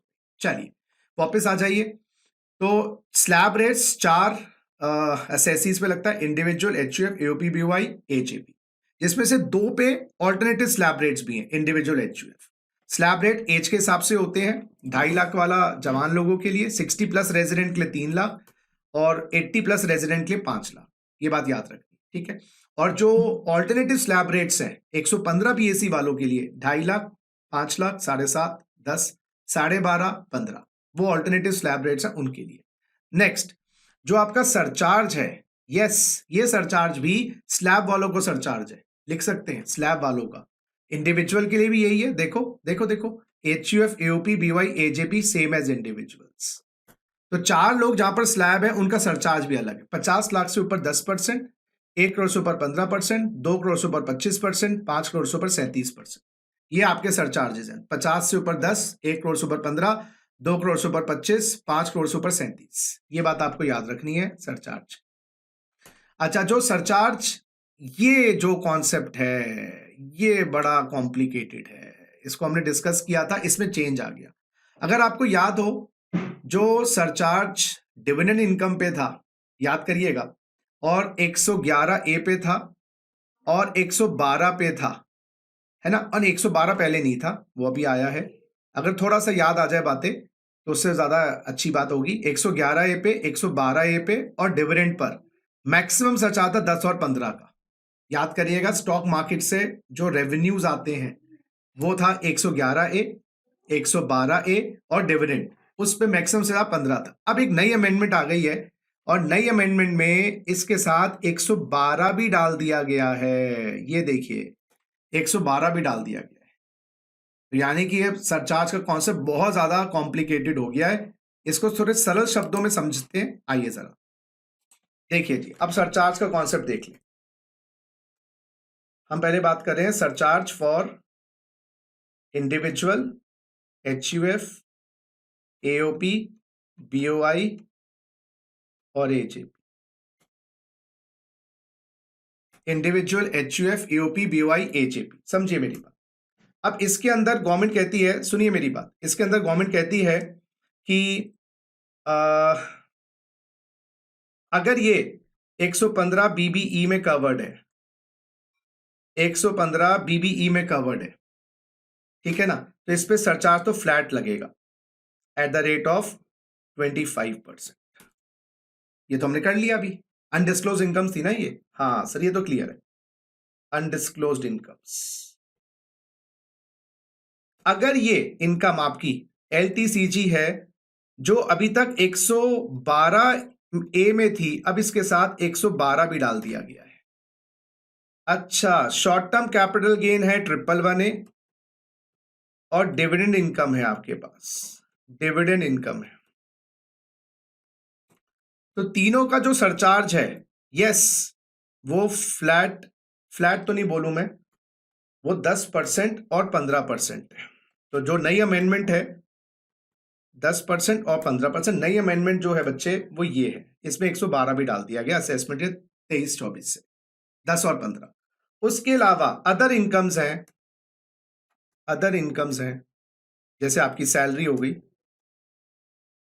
आपकी हाउस प्रॉपर्टी हो गई, आपकी PGBP हो गई, एक्सेट्रा। इस पे आपका सरचार्ज है 10%, अगर वो 50 लाख से ऊपर है। 1 करोड़ से ऊपर है 15%, 25% और 37%। 10 और 15% मैक्सिमम है इस पे फ्लैट 25 है। तो इसमें जो नई अमेंडमेंट आई है वो 112 है, ये आपको करना है। इसके हमने क्वेश्चंस भी क्लास में डिस्कस किए थे, आपको याद आ जाना चाहिए। 112 भी डाल दिया गया है। तो maximum surcharge stock market transaction हो, चाहे वो 112 एक ही हो। 112 में तो यार अब स्टॉक मार्केट क्या, लैंड, गुडविल, ज्वेलरी सभी आ जाते हैं 112 में, तो वो भी डाल दिया। यानी कि सारे कैपिटल गेन के स्पेशल रेट्स आ गए। हाँ, तीनों ही कैपिटल गेन के स्पेशल रेट्स आ गए इसके अंदर, तीनों ही कैपिटल गेन के स्पेशल रेट्स आ गए। और डिविडेंड इनकम आ गई इसके अंदर, डिविडेंड इनकम आ गई इसके अंदर। तो उस पर आपका 10 और 15% लगेगा। अदर इनकम्स जो है, यस, अदर इनकम्स जो है, सैलरी, हाउस प्रॉपर्टी, PGBP, इस पे लगेगा 10, 15, 25 और 37। बोलो जी, क्लियर बात? एक बार मुझे बताओ। तो नई अमेंडमेंट इसके अंदर ये है। क्लास के क्वेश्चंस डिस्कस करिएगा जब आपके हों क्लास में, जो हमने क्वेश्चंस किए थे इसके अंदर अब 112 भी डाल दिया गया है। ठीक है, क्लियर। चलो वापस आ जाते हैं। अब इस पे क्लैरिटी नहीं है तो मैं इसका क्वेश्चन भी करवा देता हूं, मुझे बता दीजिएगा। एक दूसरी अमेंडमेंट जो आई है, दूसरी अमेंडमेंट जो आई है टैक्स रेट्स के अंदर, दूसरी अमेंडमेंट आई है। सरचार्ज में तो कोई अमेंडमेंट है नहीं एक्सेप्ट दिस। एक अमेंडमेंट ये है, जरा इसको देखिएगा। कोऑपरेटिव सोसाइटीज के बारे में थोड़ी चर्चा करना बनता है, कोऑपरेटिव सोसाइटीज में थोड़ी चर्चा करना बनता है। एक सेकेंड बेटा, इसमें सरचार्ज पहले अगर आप चेक करेंगे तो हमने टोटल इनकम 1 करोड़ से ऊपर था तो 12% सरचार्ज था। टोटल इनकम 1 करोड़ से ऊपर था तो 12% सरचार्ज था। लेकिन अब सरचार्ज कर दिया गया है 1 करोड़ से ऊपर 7% और 10 करोड़ से ऊपर 12%, जैसे डोमेस्टिक कंपनीज के लिए होता है। अच्छा, आप नोट्स में चेक करिएगा, टोटल इनकम 1 करोड़ से ऊपर 12% था। अब गवर्नमेंट ने क्या रिड्यूस कर देते हैं 1 करोड़ से ऊपर वालों के लिए 12 से 7, लेकिन 10 करोड़ से ऊपर हम 12 रखेंगे। तो ये थोड़ा सा एक रियायत दी गई है। तो हमें कोऑपरेटिव सोसाइटीज के बारे में थोड़ा चर्चा को समझ लेते हैं। आइए जरा कोऑपरेटिव सोसाइटीज के बारे में थोड़ा सा टैक्स रेट समझ लें। एक चार्ट बनाते हैं कोऑपरेटिव सोसाइटीज का, एक चार्ट बनाते हैं कोऑपरेटिव सोसाइटीज का। कोऑपरेटिव सोसाइटीज में मेरी बात समझिएगा, अगर आप कवर्ड हैं, नॉट कवर्ड हैं अंडर सेक्शन 115 BAD, ये सर ये BAD क्या है? अरे यार, कोऑपरेटिव सोसाइटीज के लिए भी गवर्नमेंट ने ऑप्शनल टैक्स सिस्टम इंट्रोड्यूस कर दिया है, ऑप्शनल टैक्स सिस्टम। अच्छा, जैसे इंडिविजुअल और HUF पे ऑप्शनल टैक्स सिस्टम होता है ना, ऑप्शनल टैक्स सिस्टम कौन से वाला? अरे यार, इंडिविजुअल HUF पे ऑप्शनल टैक्स सिस्टम होता है 115 BAC, 115 BAC। कोऑपरेटिव सोसाइटी पे होता है 115 BAD।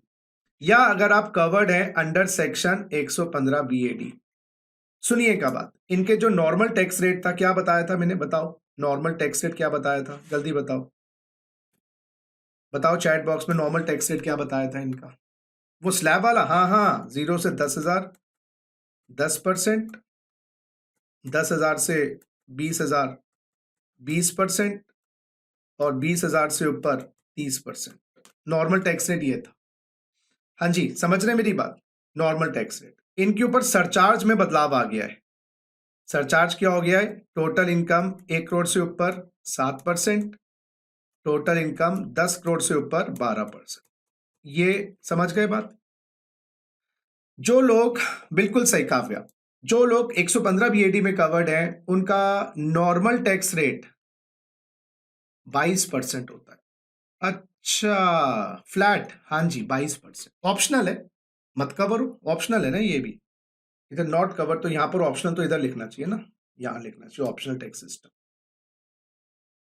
Optional tax system. हाँ जी, प्लस सरचार्ज फ्लैट 10%।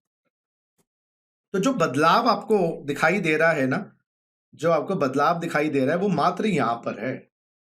जो इनका सरचार्ज था नॉट कवर्ड वाले स्कीम के अंतर्गत, टोटल इनकम 1 करोड़ से ऊपर जब 12 था, अब 10 करोड़ से ऊपर 12 कर दिया, रिड्यूस कर दिया। ठीक है, तो टोटल इनकम 1 करोड़ तक 7, 1 करोड़ से ऊपर 7, टोटल इनकम 10 करोड़ से ऊपर 12। ये बात याद रखें। और जो कवर्ड है 115 बीएडी में ऑप्शनल टैक्स सिस्टम में, वो ये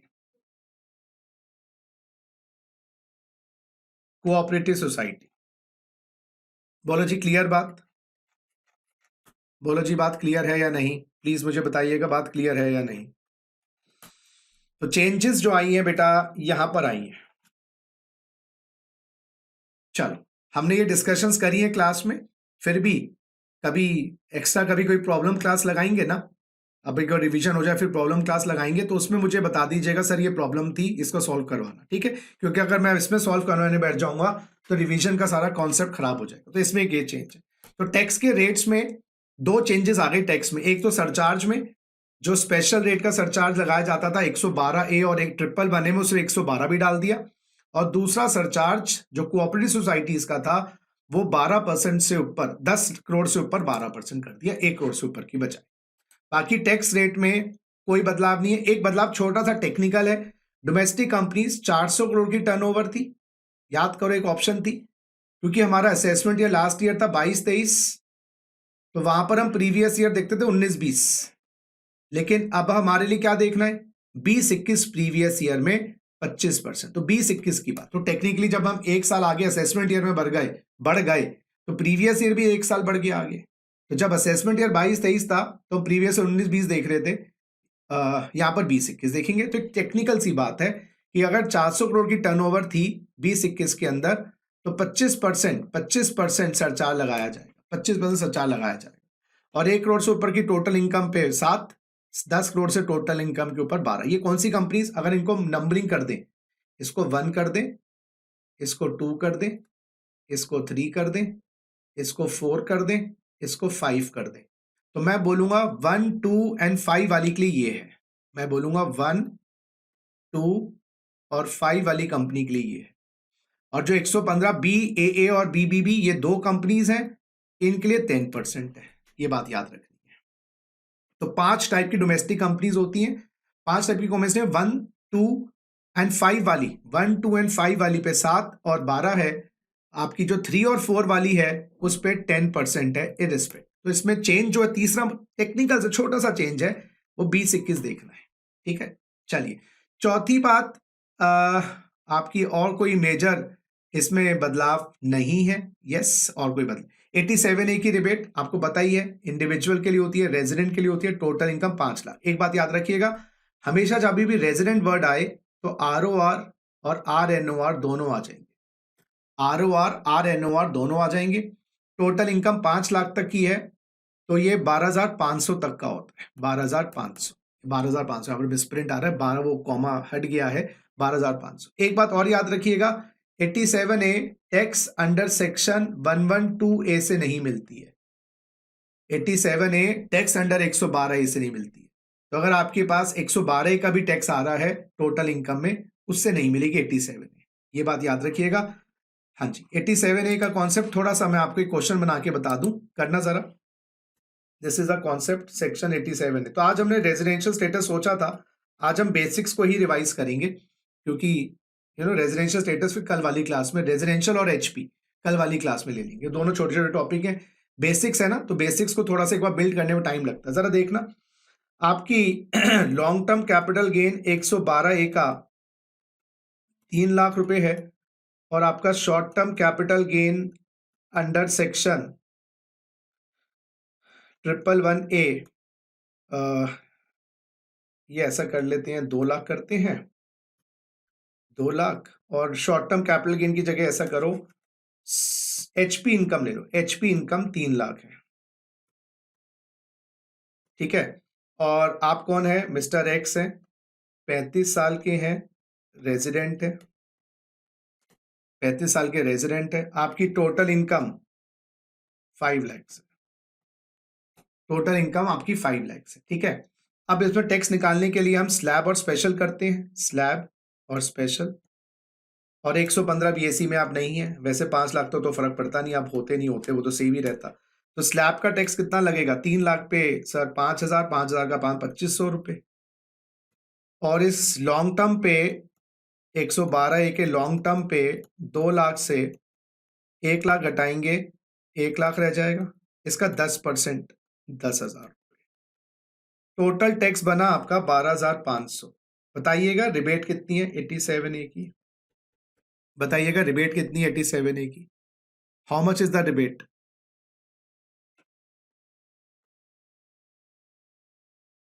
how much is the rebate?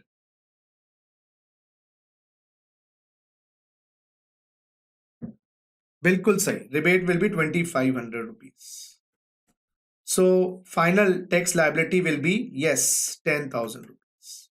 और इसमें हम 4% धनिया मिर्ची, 4% हेल्थ और एजुकेशन सेस ऐड करेंगे, और वो है 400 रुपये। टैक्स लायबिलिटी 10,400 बन जाएगी, 10,400 बन जाएगी, ठीक है ना। तो ये आपका जो 10,000 का टैक्स था, not eligible, not eligible for rebate under section 87A। तो इस 10,000 से टैक्स से आपको 87A की रिबेट नहीं मिलती, ठीक है। चलिए, तो ये हमारे टैक्स रेट्स के बारे में चर्चा हो गई। स्टेप्स आपको टैक्स रेट के निकालने आते हैं, ये सब आपको आता ही है। अब मैं आपको ना 115 बीएससी का कॉन्सेप्ट को डिटेल में समझा रहा हूं। ये आपका ऑप्शनल टैक्स सिस्टम है, समझिएगा, इंडिविजुअल और एचयूएफ के लिए। This will be the last topic of today's class. Optional tax system है इंडिविजुअल और एचयूएफ के लिए, ठीक है। ये ऑप्शनल टैक्स सिस्टम, इसमें टैक्स रेट्स 2.5 तक नील, 2.5 से 5 लाख 5%, 5 से 7.5 10%, 7.5 से 10 15%, 10 से 12.5 20%, 12.5 से 15 25%, 15 लाख से ऊपर 30%, ठीक है। अगर person fails to satisfy conditions contain in subsection 2, 115 BAC में लिखा है, ये तो सबसेक्शन 1 में तो टैक्स रेट्स हैं, टैक्स रेट्स हैं 115 बीएससी के सबसेक्शन 1 में तो टैक्स रेट्स हैं। वो कहते हैं जी अगर आपने कंडीशन पूरी नहीं करी 115 बीएससी 2 की, 115 बीएससी 2 की कंडीशन पूरी नहीं करी, the option shall become invalid in respect of the relevant previous year and other provision of this act shall apply as if option has not been exercised। क्योंकि ये ऑप्शनल सिस्टम है, तो सरकार को आपको ऑप्शन एक्सरसाइज करनी पड़ती है। कुछ कंडीशंस पूरी नहीं करी तो जो आपने ऑप्शन एक्सरसाइज करी थी वो इनवैलिड हो जाएगी उसी साल से, जिस साल आपने कंडीशन तोड़ी। तो जिस साल आपने कंडीशन तोड़ी उसी साल आपको बाहर निकाल दिया जाएगा। बात समझ गए मेरी बात? ये बात को समझना है, ये वाली बात बाद में करवाएंगे, अभी रुको। तो दोबारा से रिपीट करो, 115 बीएससी के सब सेक्शन 1 में तो टैक्स रेट्स हैं, उसमें लिखा है प्रोवाइजो में, उसके एक प्रोवाइजो में लिखा है कि अगर आपको 115 बीएससी की बात माननी पड़ेगी, अगर नहीं मानी है तो आप उसी साल से बाहर निकाल दिए जाओगे। अब 115 बीएससी 2 क्या कहता है? For the purpose of subsection 1 the total income of individual HO shall be computed. इसकी जो कंप्यूटेशन का कॉन्सेप्ट है वो डिफरेंट है। यस, 115 बीएससी में आ गए तो कंप्यूटेशन का प्रोसेस डिफरेंट। ये आपको विदाउट एनी एग्जेम्पशन और डिडक्शंस, आपको ये एग्जेम्पशंस नहीं मिलेंगी और आपको ये डिडक्शंस नहीं मिलेंगी, आपको ये एग्जेम्पशंस नहीं मिलेंगी, आपको ये डिडक्शंस नहीं मिलेंगी। कौन सी एग्जेम्पशन डिडक्शंस नहीं मिलेंगी? आइए, ये मोटा मोटा सैलरी वालों की है, फिर भी इसमें कुछ चीजें और हैं। 10(5) वाली एग्जेम्पशन नहीं मिलेगी। 10(5) होती है एलटीसी, एलटीसी की एग्जेम्पशन नहीं मिलेगी। 10(13) है एचआरए, एचआरए की एग्जेम्पशन नहीं मिलेगी। प्रिस्क्राइब्ड अंडर 10(14) स्पेशल अलाउंसेस की एग्जेम्पशन नहीं मिलेगी। स्पेशल अलाउंसेस वो आपका होता है ना, children education, hostel expenditure, tribal area allowance, लेकिन इसमें 4 की मिल जाएगी। स्पेशल अलाउंस में 4 की, ट्रैवलिंग की मिलेगी, है ना, अदर देन दोस्त, तो ट्रैवलिंग की मिलेगी, आपको डेली की मिलेगी, आपको कन्वेंस की मिलेगी, कन्वेंस की मिलेगी, और आपको ट्रांसपोर्ट की मिलेगी। वैसे भी ट्रांसपोर्ट की जो एग्जेम्पशन है वो ब्लाइंड, हैंडीकैप, डेफ और डम के लिए होती है। ब्लाइंड, हैंडीकैप, डेफ और डम। हाँ जी, सो ट्रैवलिंग की मिलेगी, डेली की मिलेगी, कन्वेंस की मिलेगी, ट्रांसपोर्ट की मिलेगी और ट्रैवलिंग की मिलेगी। ब्लाइंड, हैंडीकैप, डेफ और डम के लिए, ब्लाइंड, हैंडीकैप, डेफ और डम के लिए। सो एलटीसी की एग्जेम्पशन नहीं मिलेगी, एचआरए की एग्जेम्पशन नहीं मिलेगी, याद रखना। स्पेशल अलाउंस, ये सैलरी वालों की कुर्बानियां है क्या? हाँ, सैलरी वालों की कुर्बानियां यहां पर है, ये वाली मोटा मोटा सैलरी वालों की कुर्बानी। ये एचपी की कुर्बानी है, ये पीजीबीपी की कुर्बानी है, ये कुर्बानी आईओएस वालों की कुर्बानी है, ये कुर्बानी 80C to 80U है। कैपिटल गेन वालों को कोई कुर्बानी नहीं देनी है, क्योंकि इस सेक्शन में अगर आप आए तो आपके टैक्स रेट्स कम करते हैं, तो बदले में सरकार को कुछ देना पड़ता है। तो पहले तो सैलरी वालों ने क्या दिया, एलटीसी की एग्जेम्पशन खत्म, एचआरए की एग्जेम्पशन खत्म, स्पेशल अलाउंसेस की एग्जेम्पशन नहीं मिलेगी, 4 को छोड़ के, ट्रैवलिंग, डेली, कन्वेंस, ट्रांसपोर्ट। 10(17) खत्म। 10(17) बेटा एमपीज और एमएलएस को, एमपीज और एमएलए को, यस, एमपीज और एमएलए को डेली अलाउंस, कॉन्स्टिट्यूएंसी अलाउंस मिलते हैं। डेली अलाउंस और कॉन्स्टिट्यूएंसी अलाउंस वो टैक्सेबल हो जाएंगे इनके पूरे के पूरे। अच्छा, जो एमपीज है मोदी जी और केजरीवाल साहब, डीए मतलब daily allowance, not dearness allowance, daily allowance और कॉन्स्टिट्यूएंसी। डेली अलाउंस क्या होता है, ये अपने एरिया में जाते हैं, कॉन्स्टिट्यूएंसी में जाते हैं, तो डेली इसलिए होता है क्योंकि असेंबली में जाते हैं, पार्लियामेंट में जाते हैं। कॉन्स्टिट्यूएंसी अलाउंस अपने अपने क्षेत्र में जाने के लिए। हाँ जी, 10(32) की एग्जेम्पशन ये वो होती है माइनर की इनकम से जो 1500 रुपए की मिलती है वो नहीं मिलेगी। 10(32) में माइनर की एग्जेम्पशन नहीं मिलेगी, 1500 की वाली वो भी खत्म। और 10AA जो स्पेशल इकोनॉमिक जोन के अंदर वो डिडक्शन मिलती है 15 साल वाली, पहले 5 साल 100%, नेक्स्ट 5 साल 50% और नेक्स्ट 5 साल 50%, और स्पेशल इकोनॉमिक जोन री इन्वेस्टमेंट रिजर्व अकाउंट, वो एग्जेम्पशंस नहीं मिलेंगी। तो सैलरी वालों की कुर्बानियां एक और है, सेक्शन 16 खत्म। तो सैलरी वालों की कुर्बानियां बताओ। सबसे पहली कुर्बानी 10(5) नहीं मिलेगी, 10(13) नहीं मिलेगा, स्पेशल अलाउंसेस में 4 को छोड़ दो तो चिल्ड्रन एजुकेशन पूरा टैक्सेबल, हॉस्टल एक्सपेंडिचर पूरा टैक्सेबल। 10(17) में एमपी एमएलएस को जो एग्जेम्पशन मिलती है डेली कौन सी, वो नहीं मिलेगा। 10(32) में माइनर की इनकम क्लब होती है 1500 की छूट, वो नहीं मिलेगी। 10AA में स्पेशल इकोनॉमिक जोन की एग्जेम्पशन। एक कुर्बानी सैलरी वालों की और है जो भूल रहे हैं आप, वो है 50 रुपए प्रति मील। 50 रुपए प्रति मील वो नहीं मिलेगी, 50 रुपए प्रति मील की नहीं मिलेगी एग्जेम्पशन, 50 रुपए प्रति मील की एग्जेम्पशन नहीं मिलेगी। 50 rupees per meal, that exemption you will not get. 50 rupees per meal exemption you will not get, yes, 50 rupees per meal exemption you will not get. Perquisites की सारी एग्जेम्पशंस है, जैसे काइंड गिफ्ट की 5000 है, सब कुछ है, लेकिन 50 रुपए की नहीं मिलेगी। अब आ जाओ 16 की, तीनों खत्म, यस, 16(1)(a) भी खत्म, 16(2) भी खत्म, 16(3) भी खत्म। तो सैलरी वालों पे तो बहुत प्रकोप गिरा है 115 BAC का। हाउस प्रॉपर्टी वालों पे क्या प्रकोप है बेटा, इनको 23(2) में जो एनईवी नील में से ब्याज की डिडक्शन होती है ना 24B के अंदर, वो 30,000 वाली और 2 लाख वाली वो नहीं मिलेगी। लेट आउट से मिलेगी, सेल्फ रेजिडेंशियल से नहीं मिलेगी। ओके, रिपोर्ट देने के बाद चैट बॉक्स में। पहले मैं आईयूएस की बात कर लूं। आईयूएस में फैमिली पेंशन, आईयूएस में फैमिली पेंशन की जो 1/3 और 15,000 की डिडक्शन होती है वो नहीं मिलेगी। फैमिली पेंशन में मिलती है ना 1/3 और 15,000, वो नहीं मिलेगी आईयूएस। और कोई कुर्बानी नहीं है, डिडक्शंस नहीं मिलेंगी आपको 80C to 80U। क्या कह रहे हो, 80C to 80U डिडक्शंस नहीं मिलेंगी? नहीं मिलेंगी, लेकिन 80C to 80U में एक JJAA मिल जाएगी, वो न्यू वर्कर वाली, न्यू वर्कर जो अपॉइंट करते हो वो मिल जाएगी।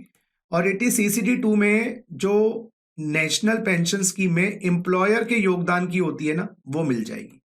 तो 80C to 80U के अंदर डिडक्शन तो नहीं मिलने वाली, 2 डिडक्शन मिल जाएंगी, JJAA में न्यू वर्कर्स वाली और दूसरी 80 CCD2 के अंदर एनपीएस में जो एम्प्लॉयर कॉन्ट्रीब्यूशन की डिडक्शन होती है वो मिल जाएगी। फैमिली पेंशन में 1/3 और 15,000 वाली वो नहीं मिलेगी। अब आ जाओ पीजीबीपी में। पीजीबीपी वालों पे कुर्बानियां क्या हैं? पहली कुर्बानी है 32 सबसेक्शन 1 क्लॉज 2A। ये कौन सी है सर? अरे ये एडिशनल डेप्रिसिएशन, ये नहीं मिलेगा। एडिशनल डेप्रिसिएशन नहीं मिलेगा। नॉर्मल मिलेगा, हाँ। तो जो लोग 115 बीएससी में आ जाते हैं उनको एडिशनल डेप्रिसिएशन नहीं मिलता। 32 एडी, अब ये सेक्शन रेलेवेंट है ही नहीं, तो इसकी आपको यहां पर आवश्यकता नहीं है। 33 एबी और एबीए हमारे सी इंटर के सिलेबस में नहीं है, तो इसको पढ़ने की जरूरत भी नहीं है। ये 35(1) clause 2, 35 subsection 1 clause 2, 35(1) subsection clause 2A, 35(a) clause 3, ये तीन कौन सी हैं? Scientific research donations. याद करिए, scientific research, social research, statistical research के जो डोनेशन दी जाती है नेशनल लेबोरेटरीज को, इंडियन कंपनीज को या यूनिवर्सिटीज को, वो डिडक्शंस नहीं मिलेंगी। तो दोबारा रिपीट करते हैं, सेक्शन 32(1)(2)A जो एडिशनल डेप्रिसिएशन है वो नहीं मिलेगा। 32 एडी है नहीं रेलेवेंट, 33 एबी रेलेवेंट है नहीं, एबीए रेलेवेंट है नहीं। 35(1)(2), 35(1)(2)A, 35(1)(3) साइंटिफिक रिसर्च डोनेशंस, इनका बेनिफिट नहीं मिलेगा। इन हाउस का मिलेगा, इन हाउस साइंटिफिक वो प्री कमेंसेंट वो, लेकिन डोनेशंस का बेनिफिट नहीं। 35(2)A इसकी कोई रेलेवेंस नहीं है। 35(AD), ओ माय गॉड, वो आपके 13-14 जो कैपिटल एक्सपेंडिचर थे, जहां पर वो कोल्ड स्टोरेज था, जहां पर एग्रीकल्चर वेयर हाउस था, वो डिडक्शन खत्म कर दी गवर्नमेंट ने, अगर आप इसमें आ गए सेक्शन के अंदर 115 बीएससी में। और 35CCC ये हमारे सिलेबस में है ही नहीं, तो याद करने की जरूरत ही नहीं है। तो पीजीपीपी वालों पर क्या क्या नुकसान गिरा, कहां बिजली गिरी? पहला, एडिशनल डेप्रिसिएशन उड़ गया, साइंटिफिक रिसर्च डोनेशंस उड़ गई, तीसरा 35D उड़ गया।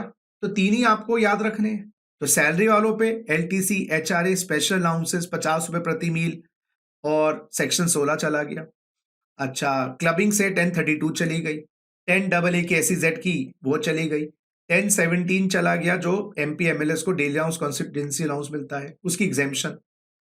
हाउस प्रॉपर्टी से 24B चला गया, 32 का डेप्रिसिएशन एडिशनल वाला वो चला गया, 57(2)A फैमिली पेंशन 1/3 और 15,000 वो चला गया, deductions under chapter 6A 80C to 80U वो चली गई, सारी की सारी। यस, लेकिन दो मिलेंगी, एम्प्लॉयर कॉन्ट्रीब्यूशन में जो एनपीएस में एम्प्लॉयर के योगदान की होती है वो याद करो 10%, 14% वो वाली मिलेगी, और न्यू वर्कर वाली मिलेगी। बहुत मेजर कंप्यूटेशन में इनको नुकसान होता है, तो एक हाथ से दे रही है, एक हाथ से ले रही है। अच्छा, अब क्या कर रहे हैं? और कंडीशंस भी हैं क्या? हाँ, और रिस्ट्रिक्शंस भी हैं। क्या रिस्ट्रिक्शंस हैं सर?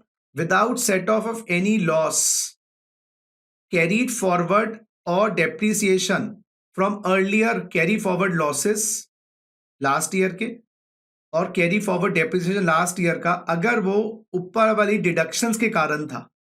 तो एग्जाम में क्वेश्चन में देंगे कि आपका लास्ट ईयर का लॉस इतना आया था, लास्ट ईयर का डेप्रिसिएशन इतना आया था, और वो इन डिडक्शंस के कारण इतना था, वो सेग्रीगेट करना पड़ेगा। इन डिडक्शन के कारण कितना था लॉस लास्ट ईयर का, तो खाली लास्ट ईयर का लॉस दिया हुआ है तो वो उसको सेग्रीगेट करना पड़ेगा दो हिस्सों में कि लास्ट ईयर का लॉस इन डिडक्शंस के कारण कितना है।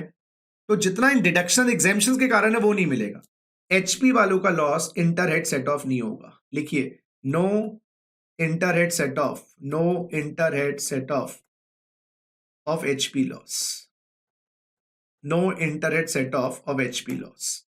इंटरहेड सेट ऑफ एचपी लॉस का नहीं होगा। Yes, interhead set off HP loss का नहीं होगा।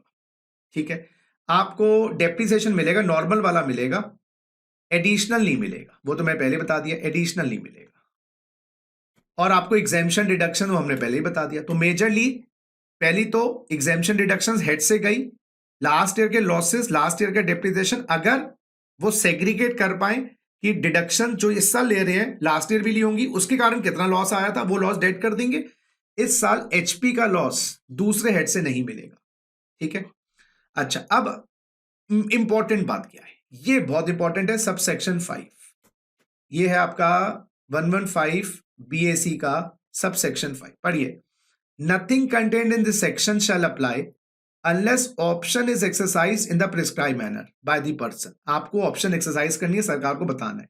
अगर आपकी इनकम अंडर पीजीबीपी है, अगर आपकी इनकम पीजीबीपी में है up to DDR under 139(1), up to DDR under 139(1), due date of return yes, due date of return वही 31/7, 31/10, 30 नवंबर, वहां तक आपको बताना है।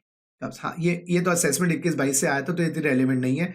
Such option once exercise shall become applicable for all subsequent years. Drugs and drugs, एक बार लो जिंदगी भर लगे रहेंगे। तो अगर पीजीपी वाला पर्सन एक साल, मान लीजिए असेसमेंट या 23-24 में ये ऑप्शन ले लेता है, तो आगे 24, 25, 25, 26, 26, 27 बाय डिफॉल्ट हर साल नहीं देनी उनको, एक बार ले गए तो आपके लिए ऑप्शन सिस्टम ही परमानेंट हो गया। तो सोच समझ के चुनकर ये सेक्शन में आइएगा। लेकिन जिनके पास पीजीपी भी इनकम नहीं है, तो सैलरी वाला, एचपी वाला, कैपिटल गेन वाला, आईयूएस वाला, नो पीजीबीबी केस, वो हर साल चेंज कर सकते हैं। एक साल आ जाए, एक साल चले जाए, along with the return of income to be furnished under 139(1) for assessment year. अच्छा, तो वहां पर change from year to year, change from year to year, एक साल ले ले, अगले साल ना ले ऑप्शन। लेकिन अगर पीजीपी वाला बंदा है, तो एक बार अगर ऑप्शन ले लिया तो लाइफ लॉन्ग फॉलो करनी पड़ेगी। लेकिन नॉन पीजीबी भी केसेस हैं, लाइक सैलरी पर्सन है, उनको 115 बीएससी में आना है, तो इस साल ले ले, 23-24 असेसमेंट ईयर में, साल ना ले। अब पढ़ो, option once exercise under clause 1 ये बात कर रहे हैं। Once exercise for any previous year can be withdrawn only once for a previous year. चलो, एक ऑप्ट आउट की विंडो दे रहे हैं, ऑप्ट आउट रिहैबिलिटेशन सेंटर में भेज रहे हैं कि चलो ड्रग्स की आदत पड़ गई है ना, हर साल लेनी पड़ेगी तुम्हें, लेकिन ऑप्ट आउट कर सकते हो। कब? एक ऐसे previous year other than the year in which exercised, तो आप एक साल में ऑप्शन से बाहर आ सकते हो, एक साल ऑप्शन से बाहर आ सकते हो। तो अगर मान लो जी 22-23 में तुमने ऑप्शन एक्सरसाइज करी, तो आप 23-24 में निकल सकते हो, 24-25 में निकल सकते हो। एक बार ऑप्ट आउट कर लो और उसके बाद जिंदगी भर हमारे पास मत आना। एक बार ऑप्ट आउट कर लेंगे, लेकिन उसके बाद जिंदगी भर आप इस ऑप्शन में नहीं आ सकते। तो once you opt in, you are always in, and once you opt out, you are always out.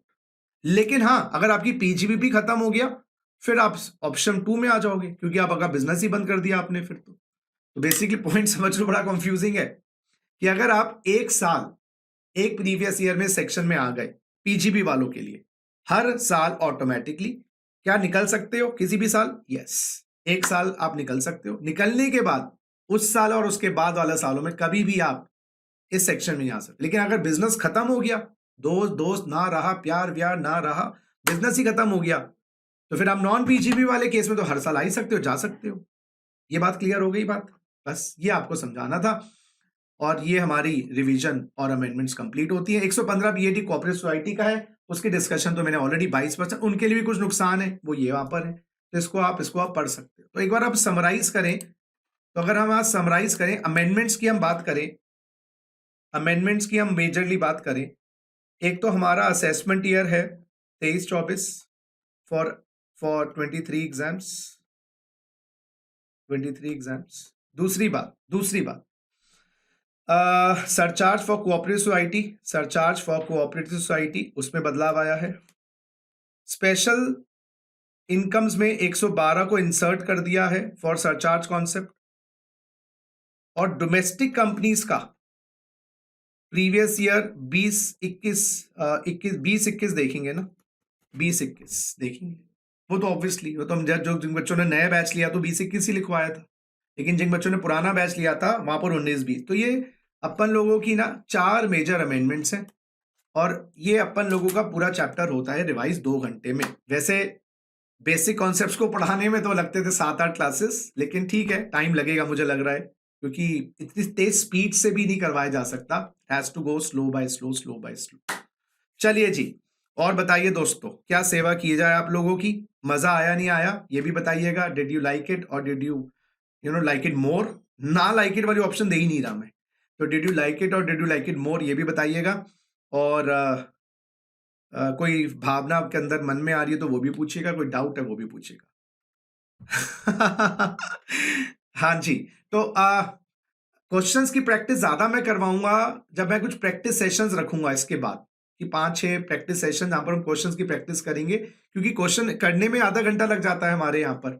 तो मैं आपको ना रिवाइज करवा रहा हूँ पूरा कॉन्सेप्ट, और मैं अमेंडमेंट डिस्कस कर रहा हूँ, इससे थोड़ा सा रिफ्रेश हो जाता है। खुद पढ़ने तो 2 घंटे में रिवाइज नहीं कर पाते ये चैप्टर, लेकिन मेरे साथ आपने किया ना तो 2 घंटे में रिवाइज हो गया। ठीक है, तो हाँ मैं अभी सुन रहा हूँ आपकी, बस मैं रिकॉर्डिंग स्टॉप कर लूँ। तो नेक्स्ट क्लास के अंदर रेजिडेंशियल स्टेटस और एचपी रखेंगे।